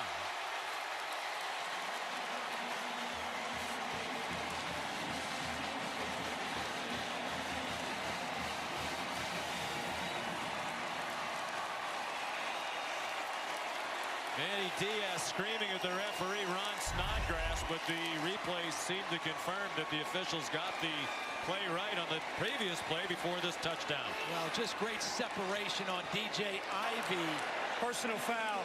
Roughing the passer. Defense number 12. The blow to the head. That 15-yard penalty will be enforced on the kickoff. You see the speed and the acceleration of Jamison Williams. Just got great separation out of a bunch formation, and the safety who could have been there to help was locked in on helping on John Mechie on the other side of the formation, and Williams ran free behind the defense. Showing that great speed the coaches talked about. 94-yard play, the extra point good. And what a rapid turn of events. The goal line stand by Bama when Miami looked like it had scored a touchdown, and then this quick strike. This is Williams. This is Mechie. This safety right here is going to get caught thinking the ball is going to go to Mechie. Watch him favor the short side of the field with Mechie instead of playing deep third, and the young quarterback made him pay for that mistake. But just think about what just happened. Right, Miami gets the ball to start the third quarter. They have a great drive. They come up short on third down. They go for it on fourth. They get stuffed. Now they've got them stopped, 3rd and 5, and they give up a long touchdown pass. What a turnaround in a short amount of time that stole any momentum Miami had and gave it right back to Alabama.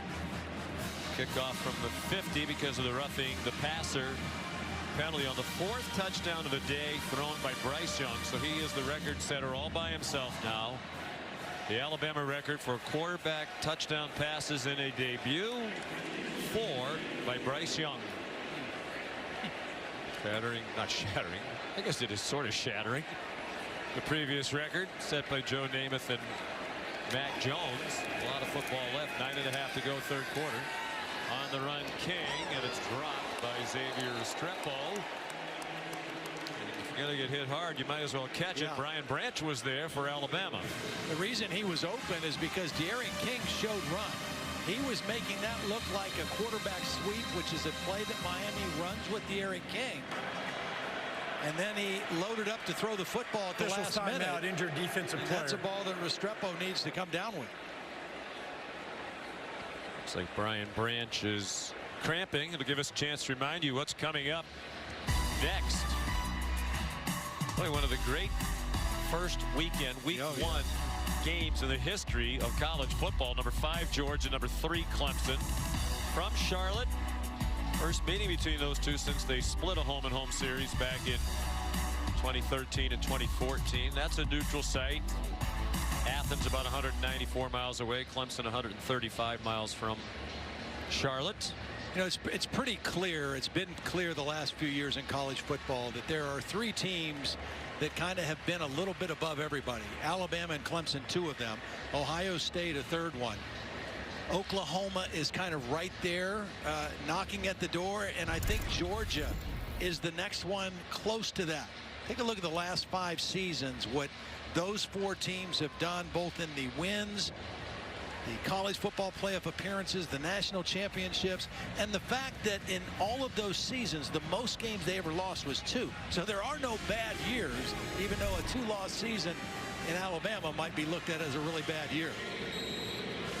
Georgia's the one who seems to be kind of poised to join that group, and they just can't quite get there. They're exceedingly close. Maybe this is the year. Throw into traffic, batted around and intercepted by Malachi Moore.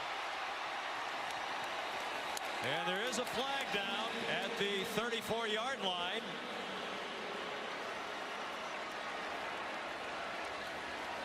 Well, it was thrown into traffic. It was a big hit by To'o. And that might be a targeting call on To'o. The ball was out before Henry got there with the contact. Well, I also think Michael Redding was being held before the ball got there. Yep.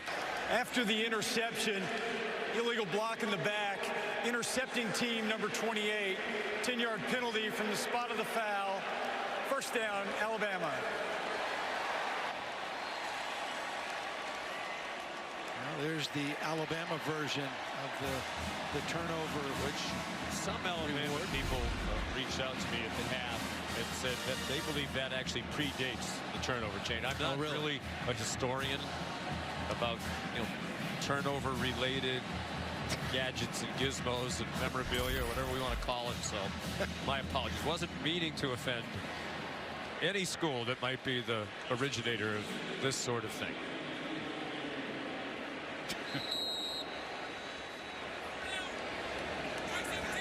Do I have to read card 99? That was enough of an apology, was it, for anybody who might have been bothered? There's Javon Baker. I do want to go back to the sequence that you talked about when Miami didn't score, and then they thought there was a safety. The officials talked about it, and they never did rule it a safety. They, from the very beginning, said it's an incomplete pass, but Manny Diaz lost his mind and was screaming at Ron Snodgrass after the long touchdown by Alabama, basically saying that's on you. But they had a third down play deep in Alabama's territory, and they've not stopped him yet. I mean, Alabama's 5 of 8 on third down today. Miami can't get off the field defensively. That's been the problem for them. Well, I wanted to ask Matt Austin a question at the time, and then there was the touchdown. There's an incomplete pass. Matt, it was pretty clear. They have the O-to-O communication headsets, all the officials on the field, where they can all talk to each other. In a situation like that, there might be a question about, is he out of the pocket? Did the ball go past the line of scrimmage? Can the replay official be in on that conversation without it really being an official replay stoppage? Well, the quarterback being out of the pocket, that's 100% the referee's call, and technically he's not supposed to get help. Let's face it, if he's looking at something else and he needs help, hey, was he outside the pocket? I'm sure they've gotten help in the past. As far as the ball crossing the line of scrimmage, normally the line of scrimmage officials will handle that 100%.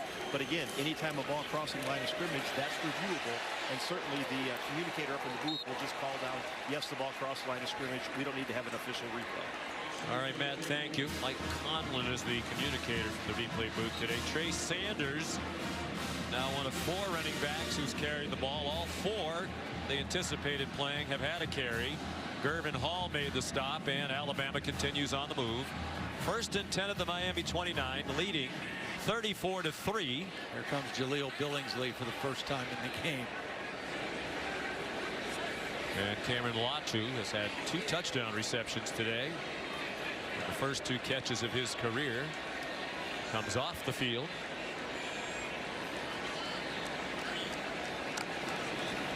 Bryce Young gives it to Sanders again. Big hole. And very near a first down. Well, this is a remade offensive line, but looking a lot like the line that won the Joe Moore Award as the best in the country last year. Well, look at what Billingsley gets to do on the first play. He's in the ball game. You're the lead blocker, son. Get up in there, hit the linebacker, secure it for your running back. Did his job very nicely there. He certainly looks the part. 6'4", 230 tight end, junior from Chicago, their first player from Illinois since the late 90s. Came up just short of the first down. Sanders again. Trey Sanders again. Touchdown again. 20 yards.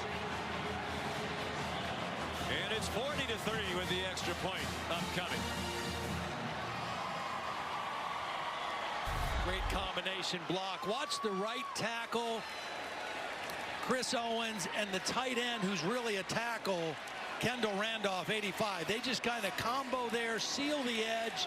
He's got an escort of a wide receiver if he needs him. Didn't need him. The tight end and the tackle on the right side just cleared the area, and Trey Sanders ran to open space.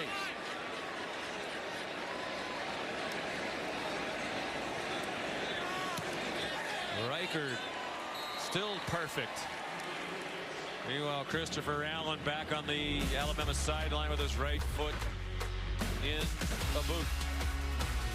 Trey Sanders, sophomore from Florida, with the touchdown. It's 41-3. Alabama touchdown. That's Doug Marrone, the new offensive line coach on the left. Of course, the last 4.5 seasons, he was the head coach of the Jacksonville Jaguars, but made his name in coaching as an offensive line coach, college and the NFL. And what a great guy to have working with a new offensive line. How about the fact that you have 3 former NFL head coaches on the same college staff? It's unbelievable. At Alabama. We have asked a lot of research people. Nobody can confirm that this is the first time that's happened, but you have to think it is. Of course, Nick Saban, 2 years as head coach of the Miami Dolphins. Bill O'Brien just arrived after 7 years with the Houston Texans. And Doug Marrone, former Syracuse head coach, also the head coach of the Buffalo Bills and the Jacksonville Jaguars. And that's unbelievable. Bill O'Brien and Doug Marrone are the best of friends and have been for a long time. They got to know each other here in Atlanta in the late 90s when they worked together as assistants on the Georgia Tech staff led by George O'Leary. Charleston Rambo, who runs out of bounds. And when Bill O'Brien got hired, Alabama was looking for an offensive line coach because Kyle Flood, who had that job last year, went to Texas with Steve Sarkisian. Here's Donald Chaney, looks to have the first down. So Bill O'Brien said, well, Doug Marrone's a great offensive line coach. Nick Saban said, you think he'd do it? Bill said, I'll ask him. So here they are back together again. In the case of Bill O'Brien, you know, he's been the offensive coordinator now for the greatest college coach of all time, Nick Saban, if you go by national championships won. Certainly he's in the conversation as among the greatest. Of course, Bill O'Brien was the offensive coordinator for Bill Belichick, who many believe is the greatest NFL coach of all time. And Coach O'Brien said he's really proud of that. Long ball for Restrepo, looking for a flag, and he's going to get it, it seems, with Malachi Moore running in coverage.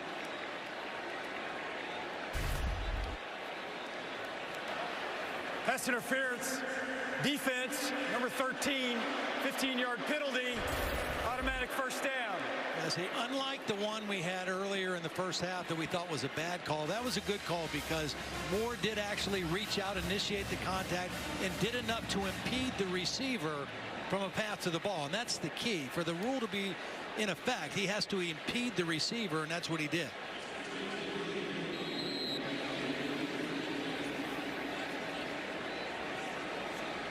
The last kickoff for the touchback was off the foot of Jack Martin. He's right to the rest. He's a transfer from Troy. Made a good impression in camp. Charleston Rambo now to the 40-yard line. And Miami on the move again, down 41-3. Very disappointing game here for them.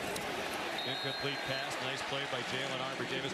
When we spoke to Manny Diaz during the week, Todd, he said, certainly we want to win. We think we're a much improved team. But at the very least, when we play teams like Clemson and Alabama and the really good teams in the country, we have to play at our best. We have to look like we belong in the game. And that didn't happen last year against Clemson, and it's not happening here today. No, in the 3 games they lost last year, they gave up an average of 47 points. So their defense struggled. They have not beaten the #1 team. I know it's not on this coaching staff or these players. They haven't beaten a #1 team since 2000 when they beat Florida State. Well, there are the losses you were talking about. The regular season, the combined 42 points allowed to Clemson, 62 to North Carolina. For the end zone for Restrepo. And a nice catch as he was fending off Brian Branch. And with some contact, it seemed, still managed to make the catch, 29 yards. And the first career touchdown for Xavier Restrepo. See, this is what we knew you had to do against Alabama. You got to make contested catches with tight coverage and hands on you, because Alabama does not concede anything. They're going to defend every play. You've got to make throws like this and catches like this. Defensive player. And that's the first real one we've seen. for Miami, but it was a good one. Good throw and a good catch. And the first touchdown of the season for Miami. First of his career for the freshman from Coconut Creek, Florida, who did play last year. Brian Branch, who had the coverage, is helped off. Second time he's cramped up, right? Assuming that is a cramp situation. Probably is. Sometimes you just start cramping. It's tough to make that go away. Tough to get hydrated enough. De'Aaron King throws a touchdown pass, 29 yards. He's 21 for 26 for 168. That North Carolina game that we just showed on the screen was historically bad. That Miami defense against the Heels gave up 778 yards total and 554 rushing yards. Both were the worst in school history. Most yards rushing allowed, most total yards allowed. Javonte Williams and Michael Carter, the two running backs North Carolina had last year, both not there now. Robert Gillespie is the running back coach at Alabama right now. He was the running back coach at North Carolina a year ago. Got a pretty good group to work with this year too. Andy Borregales, the extra point, and it's 41-10. Looked like the Tar Heels missed those running backs last night. Here's Molly McGrath. Well, Sean, September signifies the beginning of college football, but it also signifies Childhood Cancer Awareness Month. And this is very near and dear to the people at the Peach Bowl after their VP of Sales, Benji Hollis, lost his 6-year-old daughter to cancer. Now, Anna Charles Hollis inspired a $20 million donation in the Peach Bowl Legacy Fund is sponsoring 5 ongoing clinical trials for pediatric cancer research. And here tonight are the Hollis family and the doctors whose research will save so many lives. And Anna Charles's father, Benji, told me he's honored that her life is continuing to have an impact. Sean. It's a wonderful legacy. Incredibly sad.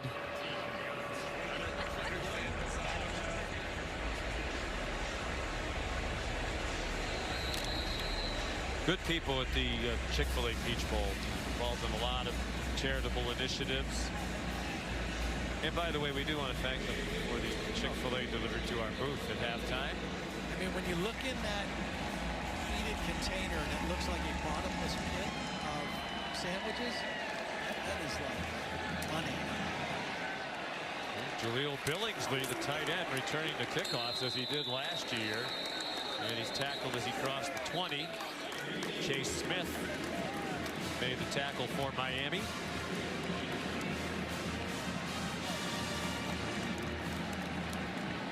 Actually, it's Michael Parrott. They have 2 41s.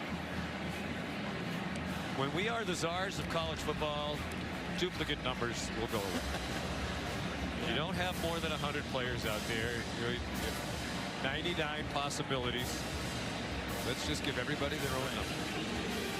We'll continue to parrot that until it happens.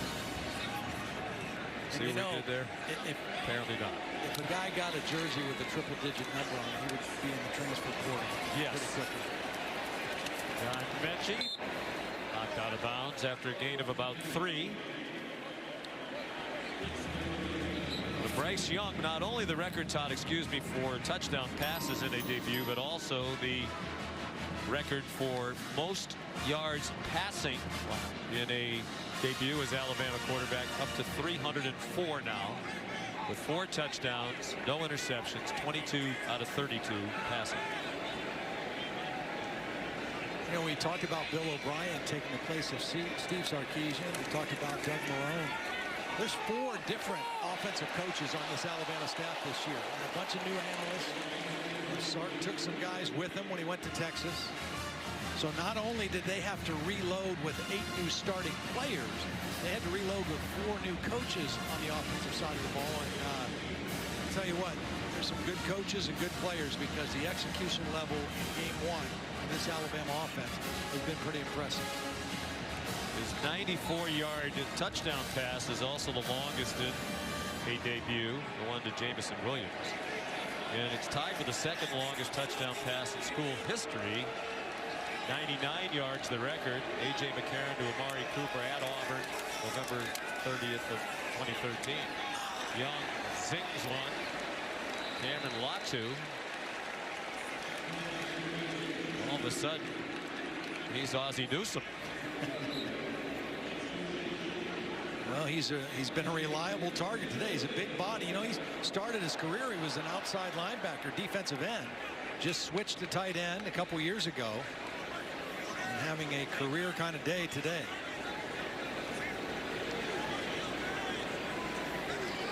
That's his first career catch that didn't go for a touchdown. Brian Robinson. A good tackle by Gervin Hall, the junior from West Palm Beach. He had a great camp, according to Manny Diaz.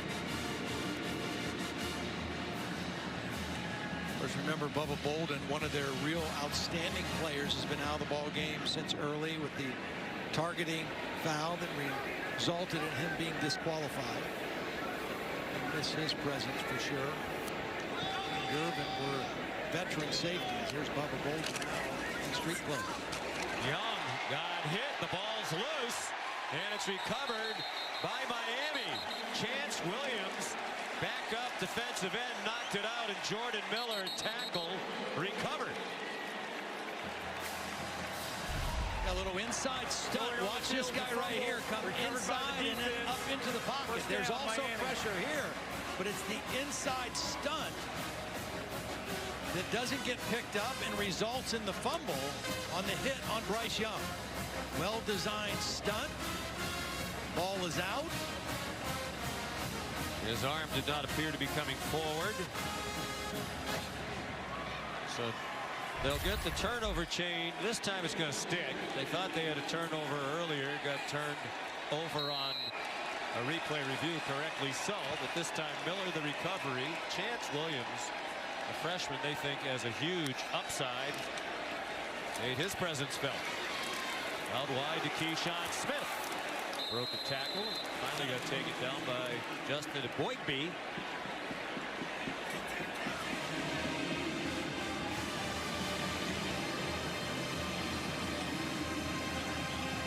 Smith is repeating his freshman year. True freshman last year.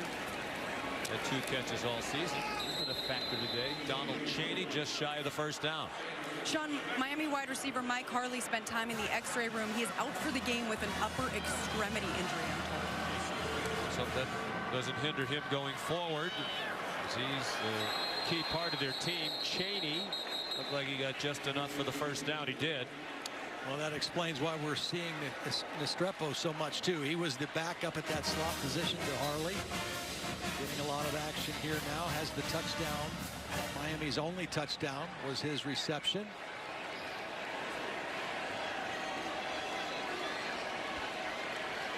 Rambo went in motion.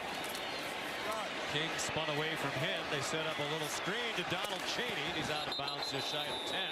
And then got walloped by Henry To'o. And it was To'o who came away from it worse off, grabbing at his right wrist. Officials timeout, injured offensive player.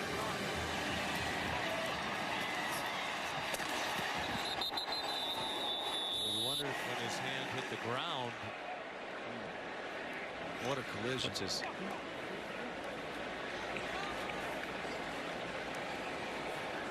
he hits the ground, right arm crumples. I wonder if that could be a shoulder situation. Henry To'o transferred from Tennessee. He did not arrive until June. And yet, we talked with Pete Golding, the defensive coordinator, yesterday. He said it was amazing how quickly he became a team leader and did come in with a big presence right away. Just got to know the guys. But he said shortly after he had arrived, he was organizing linebacker meetings. They were getting together to watch film. He became a team leader and is the signal caller on the defense now very quickly. And that is so important in this Alabama defense, to have a good communicator, a good signal caller. And not only did it make the whole team better, in particular, it made the guy lined up next to him, Christian Harris, an even better player, because now Christian Harris, he can worry about playing will linebacker. He doesn't have to be the communicator. Henry To'o has taken that role on and has done a great job with it. Again, he played at Tennessee in the exact same defense when Jeremy Pruitt was the head coach there. So the transition was pretty smooth for him. 2nd and 6 from the 11. Miami on the move. They've looked better here on offense in the second half, and right on cue, an interception. There is a flag down. Daniel Wright picked it off if it stands. There is a flag down at the 3-yard line.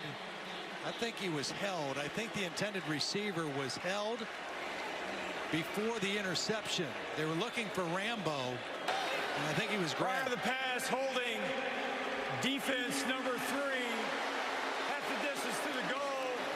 Automatic first down. See, De'Aaron King had to double clutch on this. He couldn't throw it on time because of the hold. You're going to see right here, Daniel Wright reaches out and grabs him. De'Aaron King had to double clutch, and when he threw it, it was short, and the interception happened. But good call by the officials. De'Aaron King knew it right away. So the drive continues, and it's 1st and goal Miami, down 41-10. Little victories. Again, Sean, you're looking for anything to build on because this is game 1. It's not a conference game. Yes, it's disappointing, but you got a lot of football left. You got to get some good things happening to take home with. King on the rollout, throws back over the middle. That is often dangerous, and it really was there. He's fortunate Josh Jobe didn't intercept it. And you're right, because with an eye toward the rest of the season, Miami is a team that is expected to compete in the Coastal Division. In the preseason ACC poll, they were picked 2nd behind North Carolina. And it was a North Carolina team that Mac Brown said might be overrated after his team lost to Virginia Tech last night. A lot of football left. One game does not make a season, that's for sure, good or bad.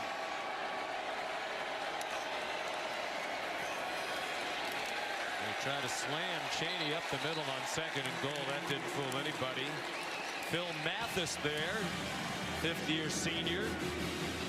Right now you're seeing the pride in this veteran Alabama defense. There are no backups on the field other than Drew Sanders, who's in for Chris Allen. This is the first-team Alabama defense saying we do not want to give up any more points. King, there's Will Anderson again. He got away from Anderson, but not from big Phil Mathis.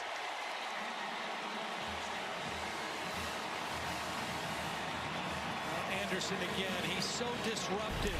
He's just too quick for the right guard. Navon Donaldson goes right by him. He doesn't get the sack, but he makes the quarterback move in the pocket, and Mathis is there for him. We had a great chat with Phil Mathis the other day. He said, I really believe our pass rush will be better this year. We're more experienced. We have more talent. And boy, has the pass rush been a factor all day today. Here's a 28-yard field goal try by Andy Borregales, and it is good.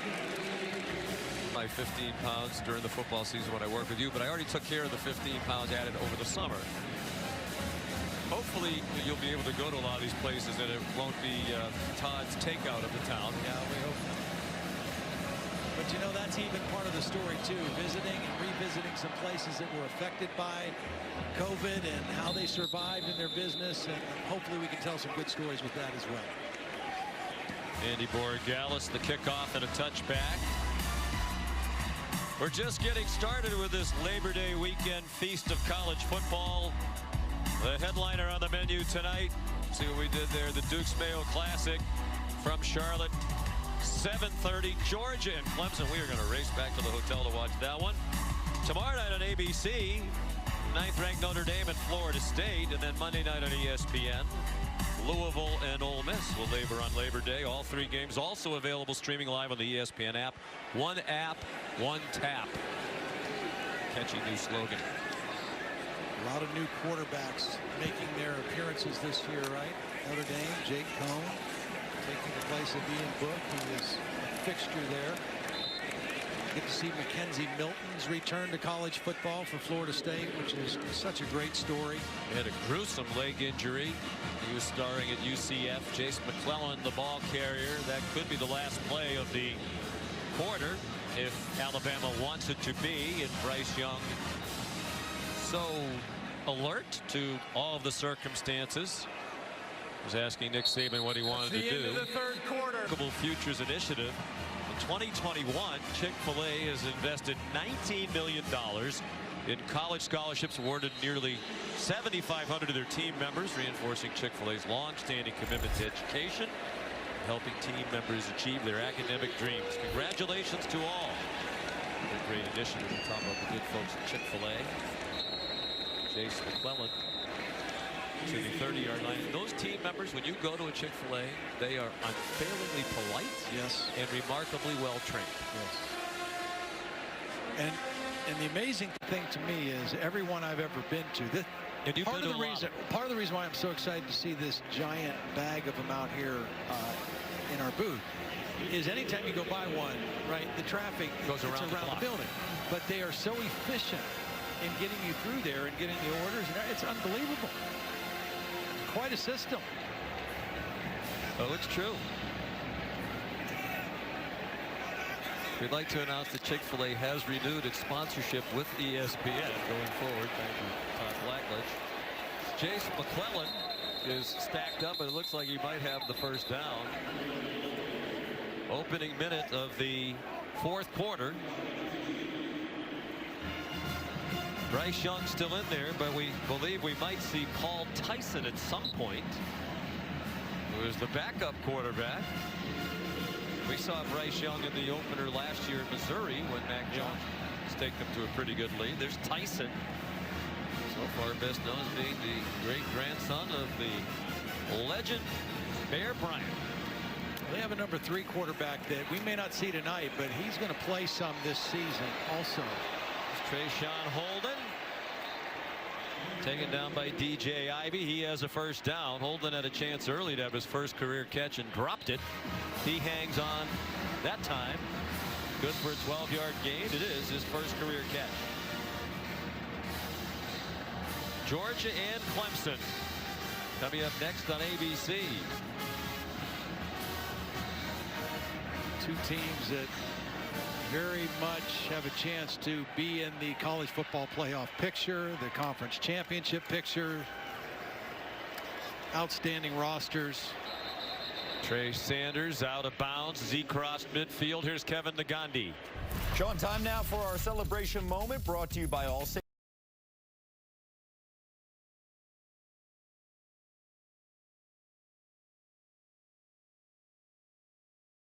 Longhorns up 21-6 against the Raging Cajuns early in the third. Back to you, Sean. Yeah, not an easy opener for Steve Sarkisian. I mean, that's a good football team, Louisiana. Well coached, Billy Napier, returning quarterback, a lot of starters. It's a team that beat Iowa State, and we knew how good they were. Made it to the Big 12 championship game. Beat them in the opener a year ago.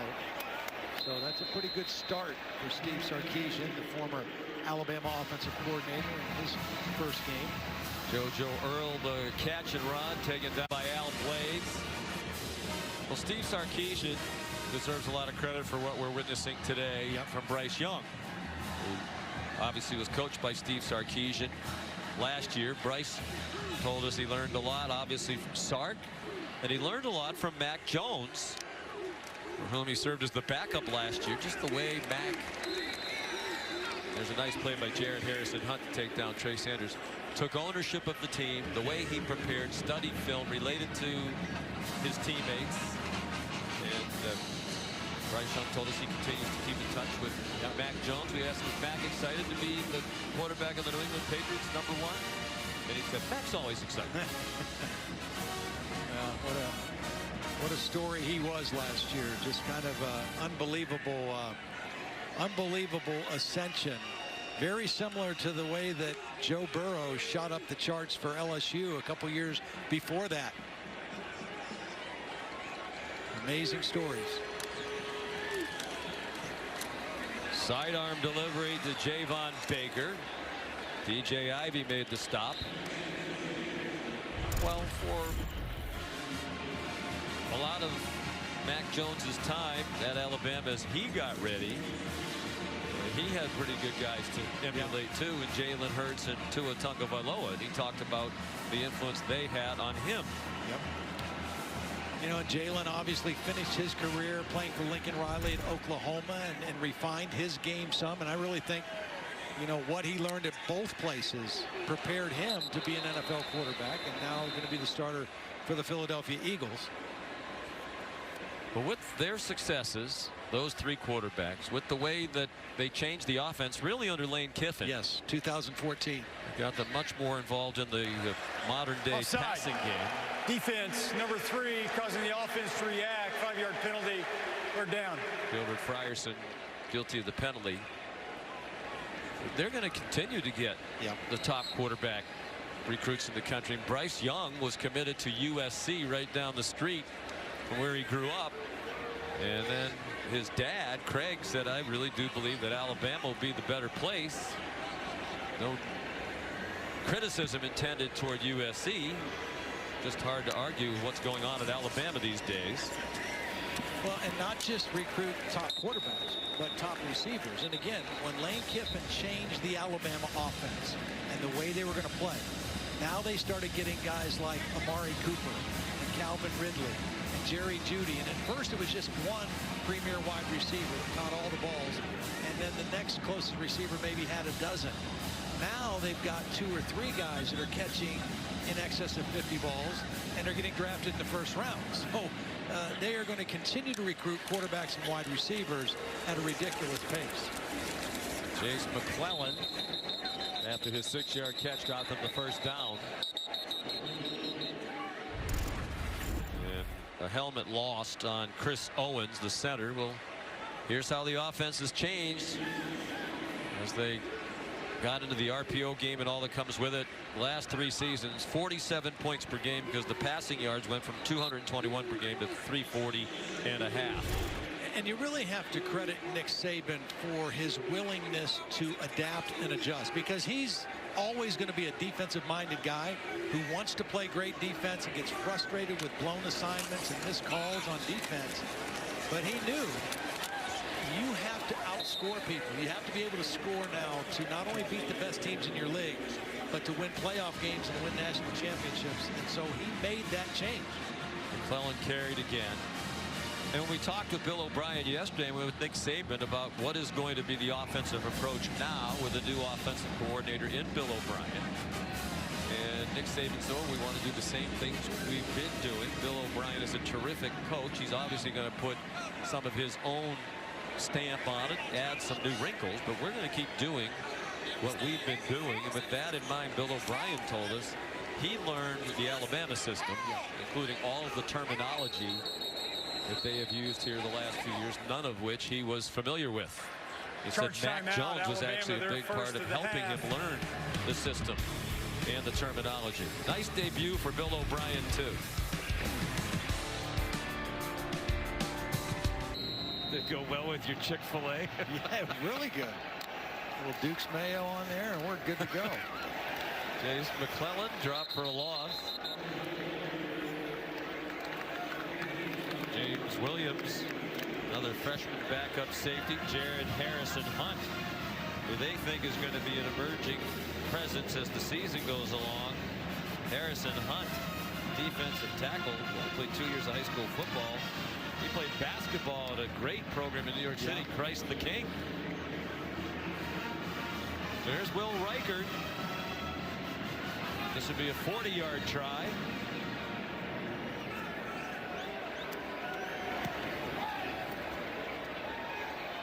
And it is good. And it's 44-13. Alabama on its way to victory on this opening weekend. 7:52 to go.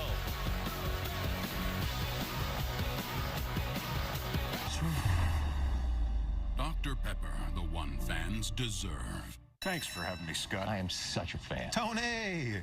Najee! It'll be Jack Martin to kick off again. The transfer from Troy. Junior out of Dothan, Alabama.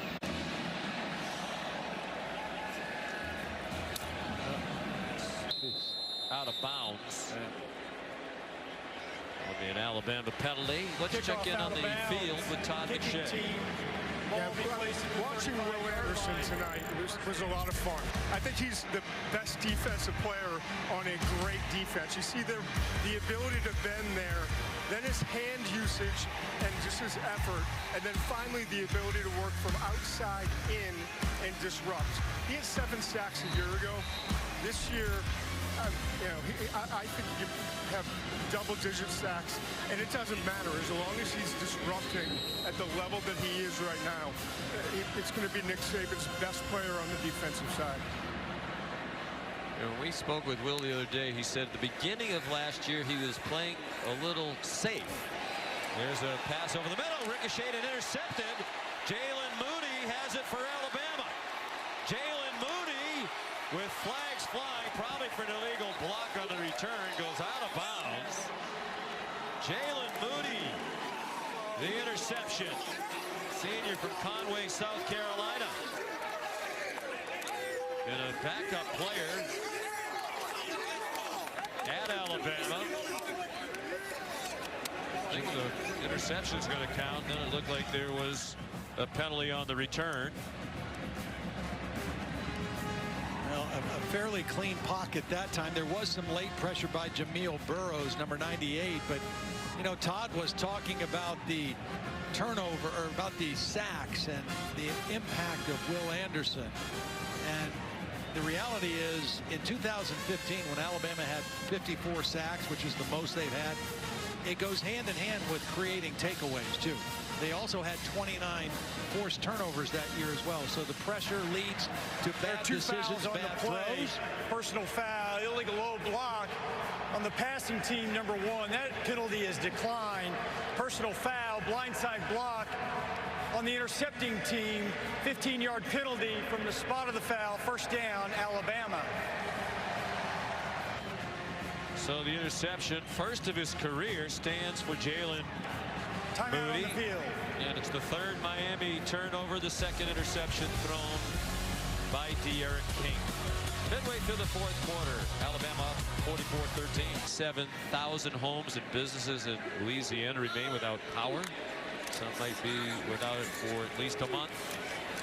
Paul Tyson is the new quarterback. Trey Sanders the running back. Of course, there was massive flooding up in our part of the country in the Northeast. Tulane football team affected by it, and they were so grateful to Alabama. Nick Saban opened up Alabama's indoor facility this week so Tulane could practice there. They were supposed to play at home in New Orleans against Oklahoma. The game moved to Norman, and a great performance by Tulane in Norman today. They lost 40-35, but right in it all the way to the end, as you saw earlier today on ABC. redcross.org/ESPN. Trey Sanders gets the call again. You mentioned Tyson in, some backup skill people. Still the first team offensive line in right now for Alabama. The big dudes, Doug Marone's group, still on the field with the backup quarterback. Alabama gets Mercer next week. We'll probably be able to rest some of these guys, play some of their other backups that are not playing. As we saw that first team defense mostly the whole game. Mercer. Have mercy on Mercer. Yes, I was just thinking that. Paul Tyson tossed it back to Trey Sanders. Gets gang tackle led by Nesta Jade Silvera. Here are this week's college football rankings brought to you by PlayStation. Alabama #1. And if anything, they will receive more first place votes than they did in the preseason poll. Oklahoma, I think they're a candidate to get passed by the winner of that Clemson-Georgia game tonight. Ohio State had to fend off Minnesota. That was a terrific game to watch Thursday night. Alabama looking very much like the #1 team in the country. Here's James Burnap, the new Alabama punter. He's from Australia. It's the first football game he's ever participated in. And somebody asked Nick Saban about Burnap's first football game. He said, we didn't bring him here to play football. We brought him here to punt. Timeout on the field. Just kick the ball, babe. Just kick the ball. Nick kind of cracked himself up. He did. He liked that one. 5:21 to go. Drop the mic, Nick. Still to come on this Labor Day weekend, week 1 of college football. Tonight at 7:30. About a half hour away, Georgia and Clemson, the headline game of this early college football season. Notre Dame and Florida State tomorrow night. And Louisville and Ole Miss back here in this stadium on Monday night. Tyler Van Dyke is the new quarterback now for Miami. Freshman from Glastonbury, Connecticut. They're very high on him. Got into 2 games last year, and he's still a freshman because they give you the extra year. For COVID, he played briefly against Florida State in a one-sided win, in North Carolina in a one-sided loss.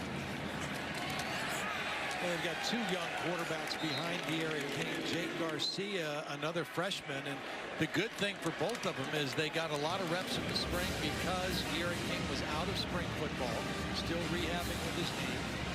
So Van Dyke and Garcia got a lot of reps.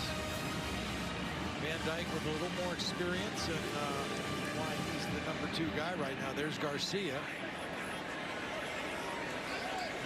De'Aaron King finished 23 for 30 for 179, a touchdown and 2 interceptions. By that relentless Alabama pass rush, which sacked him 4 times. For the intended receiver, Will Mallory, it's incomplete. And it's a quick 3 and out for Tyler Van Dyke and the Miami offense. Afraid that Miami offensive line is still going to be a problem.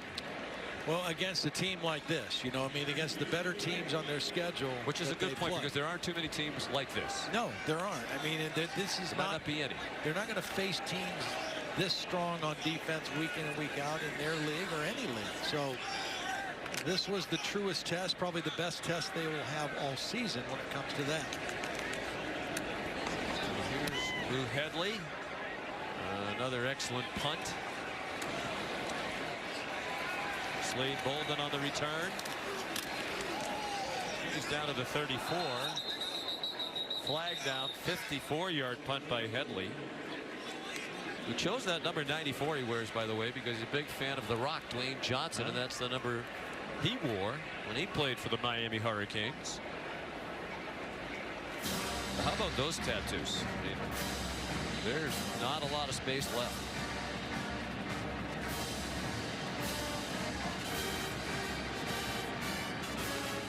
Awaiting the critical ruling here. I made the point about not facing another team of this caliber. I mean, Clemson is not on Miami's schedule this year in the regular season. So this is clearly by far the best defensive front 7 that they're going to face all year. Boys, we got Clemson and Georgia coming up next. You all have a headset. Figure it out.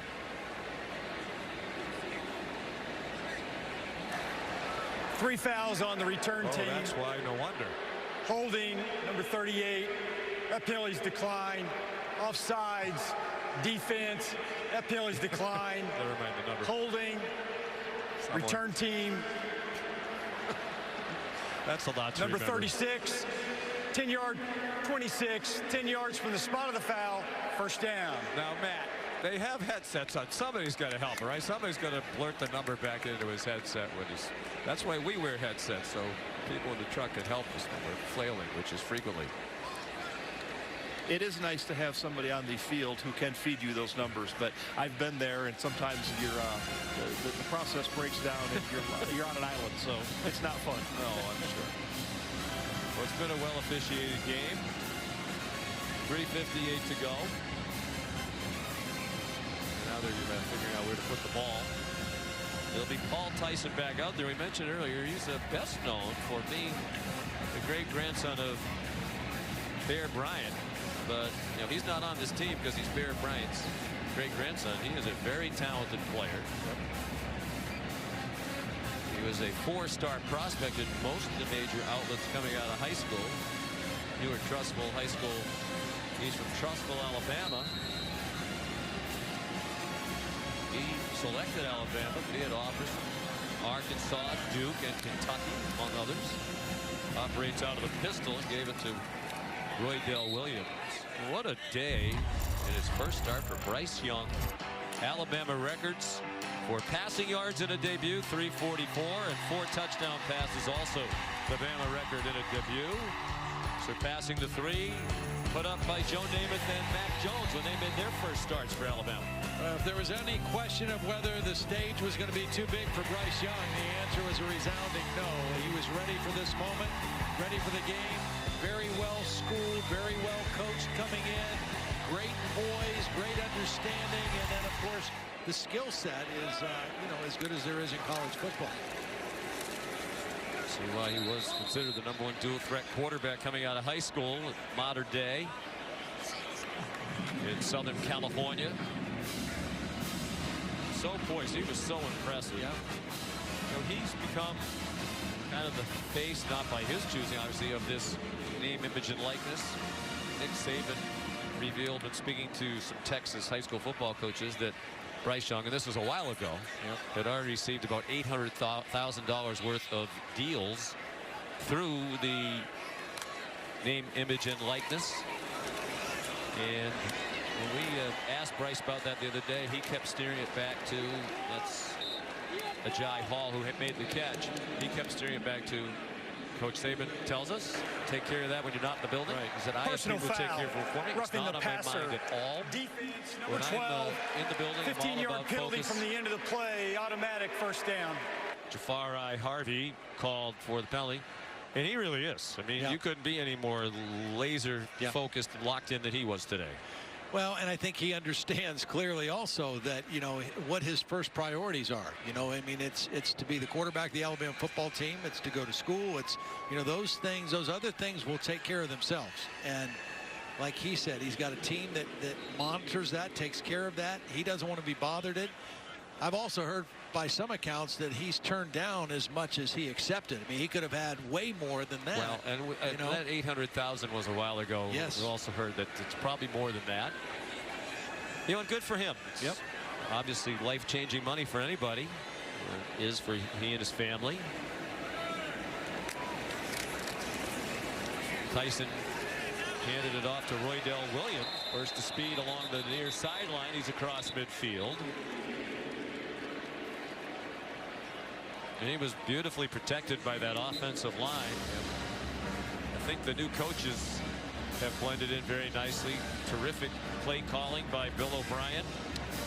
Now we got Jalen Milroe coming in. He's the #3 quarterback, but there's a lot of buzz about him, Sean. He's a freshman, 6'2", 212 pounds out of Katy, Texas. Can really fly. I mean, he's a more gifted runner than passer, but he is talented. And I would not be surprised, obviously it doesn't matter today, but down the road, if he's not involved in Bill O'Brien's offense in some form or fashion, in the red zone, in some quarterback run things where they don't have to ask Bryce Young to do that, even though he can. This is a guy who's a little bit bigger, a little bit faster, and I would not be surprised to see that wrinkle in the Alabama offense as this season unfolds. Well, it's remarkable how well Alabama recruits. It's hard to imagine that their offense this year could be, I hate to say it, but anywhere near as good as last year, and yet that was an outstanding performance we watched today. There might not be an offense anywhere in college football for a very long time that is as good as what we saw from Alabama last year. I think we've seen today, led by this man, this offense is certainly good enough to win a national championship combined with this defense and a great coaching staff. But there are other teams in the conversation, and 2 of them are in the on-deck circle. In Charlotte, Georgia and Clemson in a matter of moments. This will likely be the last play of the game. Zach McLeod made the tackle on Jalen Milroe.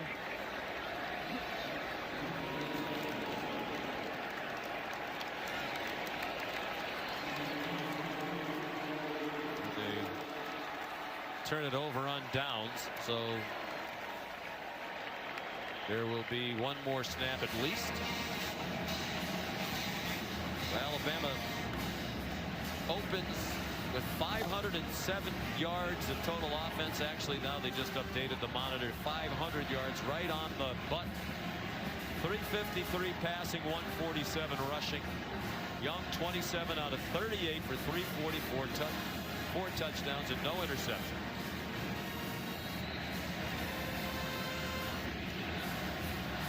And the defense made life miserable for De'Aaron King for most of the day. So it's Mercer next week, but then back into the fire at Florida on September 18th for Alabama. Tyler Van Dyke takes off running. Gets run down from behind.